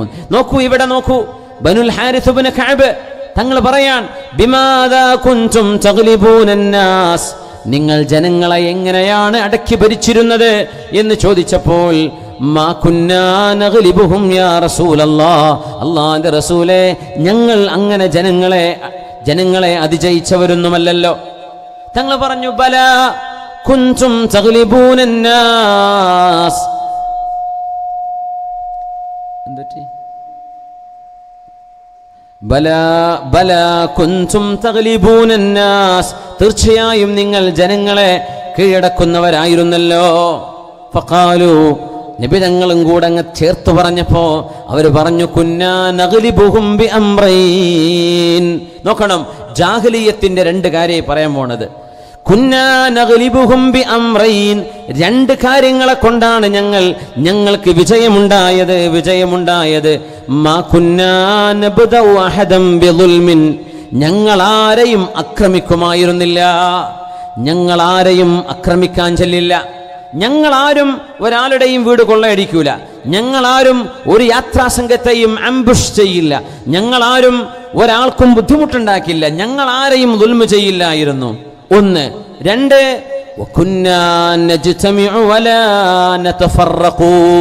ഞങ്ങൾ എപ്പോഴും ഒരു സംഘമാണ്, ഞങ്ങൾ ഒരുമിച്ചാണ്, ഞങ്ങൾ വിഘടിച്ചു പോകാറില്ല. ഞങ്ങൾ 2-3 ഗ്രൂപ്പായിട്ട് മാറൂല, ഞങ്ങൾ ഒരു ഗ്രൂപ്പാണ്, ഞങ്ങൾ ഒന്നാണ്, ഞങ്ങൾ ഒരുമിച്ചാണ്, ഞങ്ങൾ ഒറ്റക്കെട്ടാണ്. നബിയെ, ഞങ്ങൾ ഒറ്റക്കെട്ടാണ്, പിന്നെ ഞങ്ങൾ ആരെയും ചെന്ന് ദുൽമ ചെയ്യൂല. ഇതുകൊണ്ടാണ് ഞങ്ങൾ അറബ് ലോകത്ത് പിടിച്ചു നിന്നത് എന്ന് ബനുൽ ഹാരിസ് ഇബ്നു കഅബ് സംഘം പരിശുദ്ധ നബി തങ്ങളോട്, അവരൊക്കെ സ്വഹാബികളായി മാറി, റസൂലുള്ളാഹി തങ്ങളോട് പറയാ. മഹാന്മാർ ഈ സംഭവം, ഈ ഹദീസ് ഉദ്ധരിക്കുന്നത്, മാ കുന്നാ നബ്ദഉ അഹദൻ ബിദുൽമിൻ, അതൊരു കാഴ്ചപ്പാടാണ്. അക്രമം എന്നത് നീതിക്കെതിരാണ്, അല്ലേ? വിശുദ്ധ ഖുർആൻ നീതി ചെയ്യാനാണ് നമ്മളോട് പറയുന്നത്, അനീതി ചെയ്യരുത്. ദുൽമ് അനീതിയാണ്. ജാഹിലിയ്യ കാലം ഇസ്ലാമിലേക്ക് വരുന്നതിന്റെ മുമ്പ് അവര് പറയാ, ഞങ്ങൾ ആരെയും ദുൽമ ചെയ്യില്ലായിരുന്നു. ജാഹിലിയ്യത്തിന്റെ എല്ലാ തിന്മകളും നമ്മൾ കാണുക, എന്നാൽ പോലും ആ തിന്മയിലും ചില നന്മകൾ ബാക്കിയുണ്ടായിരുന്നു എന്നാണ് ഇതിനർത്ഥം. അതുകൊണ്ടാണ് അബൂജഹൽ അന്ന് ഹബീബായ നബി തങ്ങളുടെ വീട് വളഞ്ഞ കാലം, നബി തങ്ങൾ ഹിജറ പോകുന്ന നേരത്തെ അബൂജഹൽ അടക്കമുള്ള ആളുകളുടെ പ്ലാനിങ്, 7 യുവാക്കൾ ഹബീബിന്റെ വീട് വളഞ്ഞു നിൽക്കാൻ വേണ്ടി തീരുമാനിച്ചല്ലോ, ഹബീബിനെ തലവെട്ടാൻ സല്ലല്ലാഹു അലൈഹി വസല്ലം. അല്ലാഹു ഇത് സമ്മതിക്കോ? He was a man not to be killed. അല്ലാഹുവിന്റെ ഹബീബ് ജീവിച്ചിരിക്കേണ്ടവരാണ്. ഹബീബായ നബിയുടെ ദൗത്യം അവസാനിക്കാതെ ഹബീബിനെ കൊല്ലാൻ ആർക്കും കഴിയില്ല. ഫസയക്ഫീക ഇന്നാ കഫൈനാകൽ മുസ്തഹ്സിഈൻ വല്ലാഹു യഅസിമുക മിനന്നാസ്. നബിയെ, അങ്ങയെ നാം സംരക്ഷിക്കും. അല്ലാഹു പറയാം, ജനങ്ങൾ ആർക്കും അങ്ങയെ തൊടാൻ കഴിയില്ല.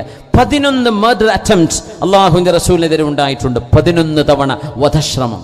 നബി തങ്ങൾ, ഹബീബായി തങ്ങൾക്ക് അല്ലാഹു രക്ഷ കൊടുത്തു. 11 വധശ്രമം ഉണ്ടായിട്ടുണ്ട് ഹബീബിനെതിരെ സല്ലല്ലാഹു അലൈഹി വസല്ലം. വല്ലാഹു യഅസിമുക മിനന്നാസ്, അല്ലാഹു അങ്ങയെ സംരക്ഷിക്കും നബിയെ. ആ വീട് വളഞ്ഞു നിൽക്കുമ്പോ പ്രത്യേകത എന്താണെന്നറിയോ? മക്കയിൽ ആരുമില്ല. അബൂബക്കർ സിദ്ദീഖ് തങ്ങൾ, അലിയാര് തങ്ങള്, പിന്നെ പ്രായമുള്ള രോഗികൾ, കിടക്കയിൽ എഴുന്നേൽക്കാൻ പറ്റാത്തവര്, ബാക്കി മുഴുവൻ സ്വഹാബികളും മദീനയിലേക്ക് ഹിജറ പോയിരിക്കുകയാണ്. നബി തങ്ങളല്ലേ അവസാനം ഹിജറ പോയത്. അതും നോക്കണം, ഒരു നേതാവിന്റെ ഏറ്റവും വലിയ ക്വാളിറ്റി. ഒരു കലാപമുണ്ടായാൽ നേതാക്കന്മാരെ ആദ്യം രക്ഷപ്പെടുക, പിന്നെ ബാക്കിയുള്ളവര്. അങ്ങനെയല്ല ഹബീബിന്റെ രീതി. അനുയായികൾ രക്ഷപ്പെട്ടിട്ട് അവസാനമാണ് തങ്ങൾ മദീനയിലേക്ക് പോരുന്നത്. അതാണ് മുഹമ്മദ് റസൂലുള്ളാഹി സ്വല്ലല്ലാഹു അലൈഹി വസല്ലം. മുത്തുനബി തങ്ങളുടെ വീട് വളഞ്ഞു. അല്ലാഹു ഹബീബിന് വിവരം കൊടുത്തു. ഒരു കൈ നിറയെ മണൽ വാരിയെടുത്തിട്ട് ഹബീബായ നബി തങ്ങൾ സൂറത്തു യാസീൻ ഓതാൻ തുടങ്ങി. ഫഅഗ്ശൈനാഹും ഫഹും ലാ യുബ്സിറൂൻ. വാതിലങ്ങട്ട് തുറക്കലും എറിയലും കഴിഞ്ഞു. വീടിന് ചുറ്റും ആളുണ്ട്, എല്ലാവരുടെ കണ്ണിലും മണലായി. അവർ വിചാരിച്ചൊരു സാൻഡ് സ്റ്റോം ഉണ്ടായതാണ്, ഒരു മണൽക്കാറ്റടിച്ചതാണ് എന്ന്. വമാ റമൈത ഇദ് റമൈത വലാകിന്ന അല്ലാഹു റമാ. നബിയെ, ആ എറിഞ്ഞപ്പോൾ അങ്ങല്ല എറിഞ്ഞത്, അത് അല്ലാഹുവാണ് എറിഞ്ഞത് നബിയെ. നബി തങ്ങൾ കൂളായിട്ടാണ് ഇറങ്ങിപ്പോയി വീട്ടിൽ നിന്ന്. ആ കൊല്ലാൻ വന്നവരൊക്കെ കണ്ണും തിരുമ്പിരിക്കുക, അവർ നബിയെ കണ്ടില്ല സല്ലല്ലാഹു അലൈഹി വസല്ലം. അങ്ങനെയാണ് സിദ്ദീഖ് റളിയല്ലാഹു അൻഹു 2 ഒട്ടകം റെഡിയാക്കി നിർത്തിയിട്ടുണ്ട്. ഹബീബായ നബി തങ്ങൾ ഹിജ്റക്ക് അനുമതി കിട്ടി സിദ്ദീഖേ എന്ന് പറയുകയും അസ്സുഹ്ബത യാ റസൂലല്ലാഹ്, അങ്ങയുടെ കൂടെ ഞാൻ വന്നോട്ടെ നബിയേ എന്ന് പറഞ്ഞപ്പോൾ അസ്സുഹ്ബത യാ അബൂബക്കർ, അബൂബക്കറെ നിങ്ങൾ എൻ്റെ കൂടെ വന്നോളൂ എന്ന് ആ ജീവൻ പണയം വെച്ച് പോകുന്ന പോക്കിൽ സിദ്ദീഖ് റളിയല്ലാഹു അൻഹുവിന് ഹബീബിന്റെ കൂടെ കൂടാൻ അവസരം കിട്ടിയപ്പോ, അനുമതി കിട്ടിയപ്പോ സിദ്ദീഖ് റളിയല്ലാഹു അൻഹു സന്തോഷം കൊണ്ട് കരയുന്നത് ഞാൻ കണ്ടു എന്ന് ആയിഷ ബീവി റളിയല്ലാഹു അൻഹ സന്തോഷം കൊണ്ട് കണ്ണുനീര് വരാറുണ്ട്. സന്തോഷം കൊണ്ട് തേങ്ങി കരയുന്ന കരച്ചിൽ എൻ്റെ വാപ്പ അന്ന് കരഞ്ഞപ്പോഴാണ് ഞാൻ അറിഞ്ഞതെന്ന് ആയിഷ ബീവി റളിയല്ലാഹു അൻഹ സിദ്ദീഖ് എന്നവർക്ക് ഹബീബിന്റെ കൂടെ കൂടാൻ അനുമതി കിട്ടിയതിൽ സന്തോഷിച്ച് കരഞ്ഞ നേരം ബീവി പറയാ, എൻ്റെ വാപ്പ കരഞ്ഞു. എന്താ കരച്ചെന്നറിയോ? തല പോകുന്ന പോക്കാണത്. പക്ഷേ ഹബീബിൻ്റെ കൂടെ ഞാനുണ്ട്, ഞാൻ വരട്ടെ നബിയെ കൂടെ എന്നാ ചോദിച്ചത്. ഹബീബായ നബി രക്ഷപ്പെട്ടു. ഗാറ് സൗറിലെ 3 ദിവസത്തെ താമസിക്കം കഴിഞ്ഞ് ഹബീബായ നബി തങ്ങളെ ളുന്നുൽ ഹമാമ വളുന്നുൽ അൻകബൂത അലാ ഖൈറിൽ ബരിയതി ലം തൻസുജ് വലം തഹുമി. ആ ചിലന്തി വലയും മാടപ്രാവിനെയും കണ്ടപ്പോൾ അതിനകത്ത് ഹബീബ് ഉണ്ടാവില്ല എന്നവർ വിചാരിച്ചു. അള്ളാഹു ഹബീബിനെ സംരക്ഷിച്ചുവല്ലോ. ഹബീബ് രക്ഷപ്പെട്ടു എന്ന് കണ്ടപ്പോ മക്കക്കാരായ ആളുകൾ അബൂജഹലിന്റെ പിന്നാലെ കൂടി. എന്നിട്ട് പറഞ്ഞു, അബൂജഹലെ, നിങ്ങളൊരു കൊള്ളരുതാത്ത മനുഷ്യനായി പോയല്ലോ. എന്തേന്ന് ചോദിച്ചു. ആ മുഹമ്മദ് നബി മക്കയിലുണ്ടായിരിക്കെ, അനുയായികൾ മുഴുവനും രക്ഷപ്പെട്ടിരിക്കെ, ഒറ്റക്ക് ആ പ്രവാചകനെ വധിക്കാൻ അവസരമുണ്ടായിട്ട് 7 യുവാക്കളെ വാളും കൊടുത്ത് നിർത്തിയിട്ട് നിങ്ങൾക്കവരെ കൊല്ലാൻ കഴിഞ്ഞില്ലല്ലേ? അബൂജഹൽ പറഞ്ഞു, എന്ത് ചെയ്യാനാ, നമ്മളൊക്കെ നോക്കി, നമ്മളൊക്കെ ആളുകളെ നിർത്തി, പിന്നെ അദ്ദേഹം രക്ഷപ്പെട്ടു, നമ്മൾ എന്ത് ചെയ്യാനാ? അപ്പോൾ ഒരാൾ പറഞ്ഞൊരു വിളവൻ പറഞ്ഞു, എന്തെന്നറിയോ? അല്ല അബൂജഹലെ, അവിടെ കിടന്നുറങ്ങുമ്പോൾ അതിന് ഉള്ളിൽ ആളുണ്ട്, നിങ്ങൾക്ക് ഉറപ്പല്ലേ? പിന്നെ നാട്ടുകാരും വിശ്വാസികളാരും സഹായിക്കാനും ഇല്ല. എന്നാ പിന്നെ വാതിലങ്ങോട്ട് ചവിട്ടിപ്പൊളിച്ചു അകത്ത് കടന്നൂടായിരുന്നോ? എന്നിട്ട് കട്ടിൽ കിടക്കുന്ന ആ നബിയെ പിടിച്ച് കൊന്നൂടായിരുന്നോ? നിങ്ങൾ എന്തേ അത് ചെയ്യാതിരുന്നത്? അതിൽ അബൂജഹൽ കൊടുത്തൊരു മറുപടിയുണ്ട്. മുസ്ലിമീങ്ങളിൽ പലർക്കും അതറിയില്ല, ആ സംസ്കാരം അറിയില്ല. അബൂജഹൽ ചിരിച്ചുകൊണ്ട് പറഞ്ഞു, വതഖൂലൽ അറബ്, എന്നിട്ട് നാളെ അറബികൾ എന്നെ പറ്റി പറയണം, ഹതക അംറു ഇബ്നു ഹിശാമിൻ ഹുർമത ബൈതി മുഹമ്മദിൻ വറവഅ ബനാതിഹി. മുഹമ്മദ് നബി തങ്ങളുടെ വീടിന്റെ ഹുർമത്ത് നോക്കാതെ ആ വീട്ടിലേക്ക് അബൂജഹൽ ചവിട്ടി തുറന്ന് കടന്നു. എന്നിട്ട് ആ വീട്ടുകാരെ അബൂജഹൽ പേടിപ്പിച്ചു എന്ന് എന്നെ പറ്റി അറബികൾ ചീത്ത പറയാനോ? ഞാനത് ചെയ്യില്ല. സുബ്ഹാനല്ലാഹ്. ആൾ അബൂജഹലായി പറയുന്നത്.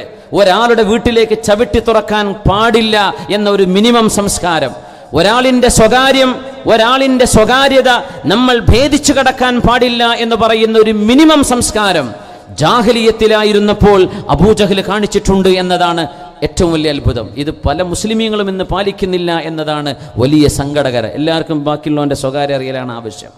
എല്ലാവരും ബാക്കിയുള്ളവരുടെ സ്വകാര്യതയിലേക്ക്, സീക്രസിയിലേക്ക്, പ്രൈവസിയിലേക്ക് ബ്രേക്ക് ത്രൂ ചെയ്യുകയാണ്. അബൂജഹൽ പറഞ്ഞു, എന്നിട്ട് എന്നെ പറ്റി അറബികൾ പറയണല്ലേ, മുഹമ്മദ് നബിയുടെ മക്കളെയും കുടുംബത്തെയും പേടിപ്പിച്ചിട്ട് ആ വീട്ടിലേക്ക് ഞാൻ അങ്ങോട്ട് ചവിട്ടി തുറന്ന് കടന്നു എന്ന്. ഇത് അറബികൾ ചെയ്യാത്തതാണ്. എന്നെപ്പറ്റി ഖിയാമത്ത് നാൾ വരെ അത് പറയാൻ ഞാൻ ഇഷ്ടപ്പെടൂല, അതുകൊണ്ട് തന്നെ ഞാൻ അകത്തേക്ക് കയറാതിരുന്നത് എന്ന് പറഞ്ഞ അബൂജഹലിന്റെ സംസ്കാരം മിനിമം അങ്ങോട്ടെങ്കിലും അത്രയെങ്കിലും മറ്റുള്ളവരുടെ വിഷയങ്ങളിൽ നമുക്ക് ജാഗ്രത വേണം എന്ന് പറഞ്ഞ് ഞാൻ ഈ ചർച്ച അവസാനിപ്പിക്കുകയാണ്. ഞാൻ പറഞ്ഞതിലും 1 മിനിറ്റ് ഏറെയാണ്. ദുആയിലേക്ക് പ്രവേശിക്കുകയാണ്. അല്ലാഹു സുബ്ഹാനഹു വ തആല ഈ സദസ്സിനെ സ്വീകരിക്കട്ടെ. നമ്മുടെ ദുആഇനെ അല്ലാഹു ഖബൂൽ ചെയ്യട്ടെ. അല്ലാഹു വിശുദ്ധ ദീനിന്റെ ഈ സംസ്കാരം മാലോകർ അറിയിച്ചു കൊടുക്കാനും ഇസ്ലാം ഇത്രയും മനോഹരമാണെന്ന് ലോകത്തെ അറിയിക്കാനും ഇനിയും ഈ ദീനിനെ കുറിച്ച് പഠിക്കാനും അല്ലാഹു നമുക്ക് അവസരം നൽകട്ടെ. അൽഹംദുലില്ലാഹി റബ്ബിൽ ആലമീൻ.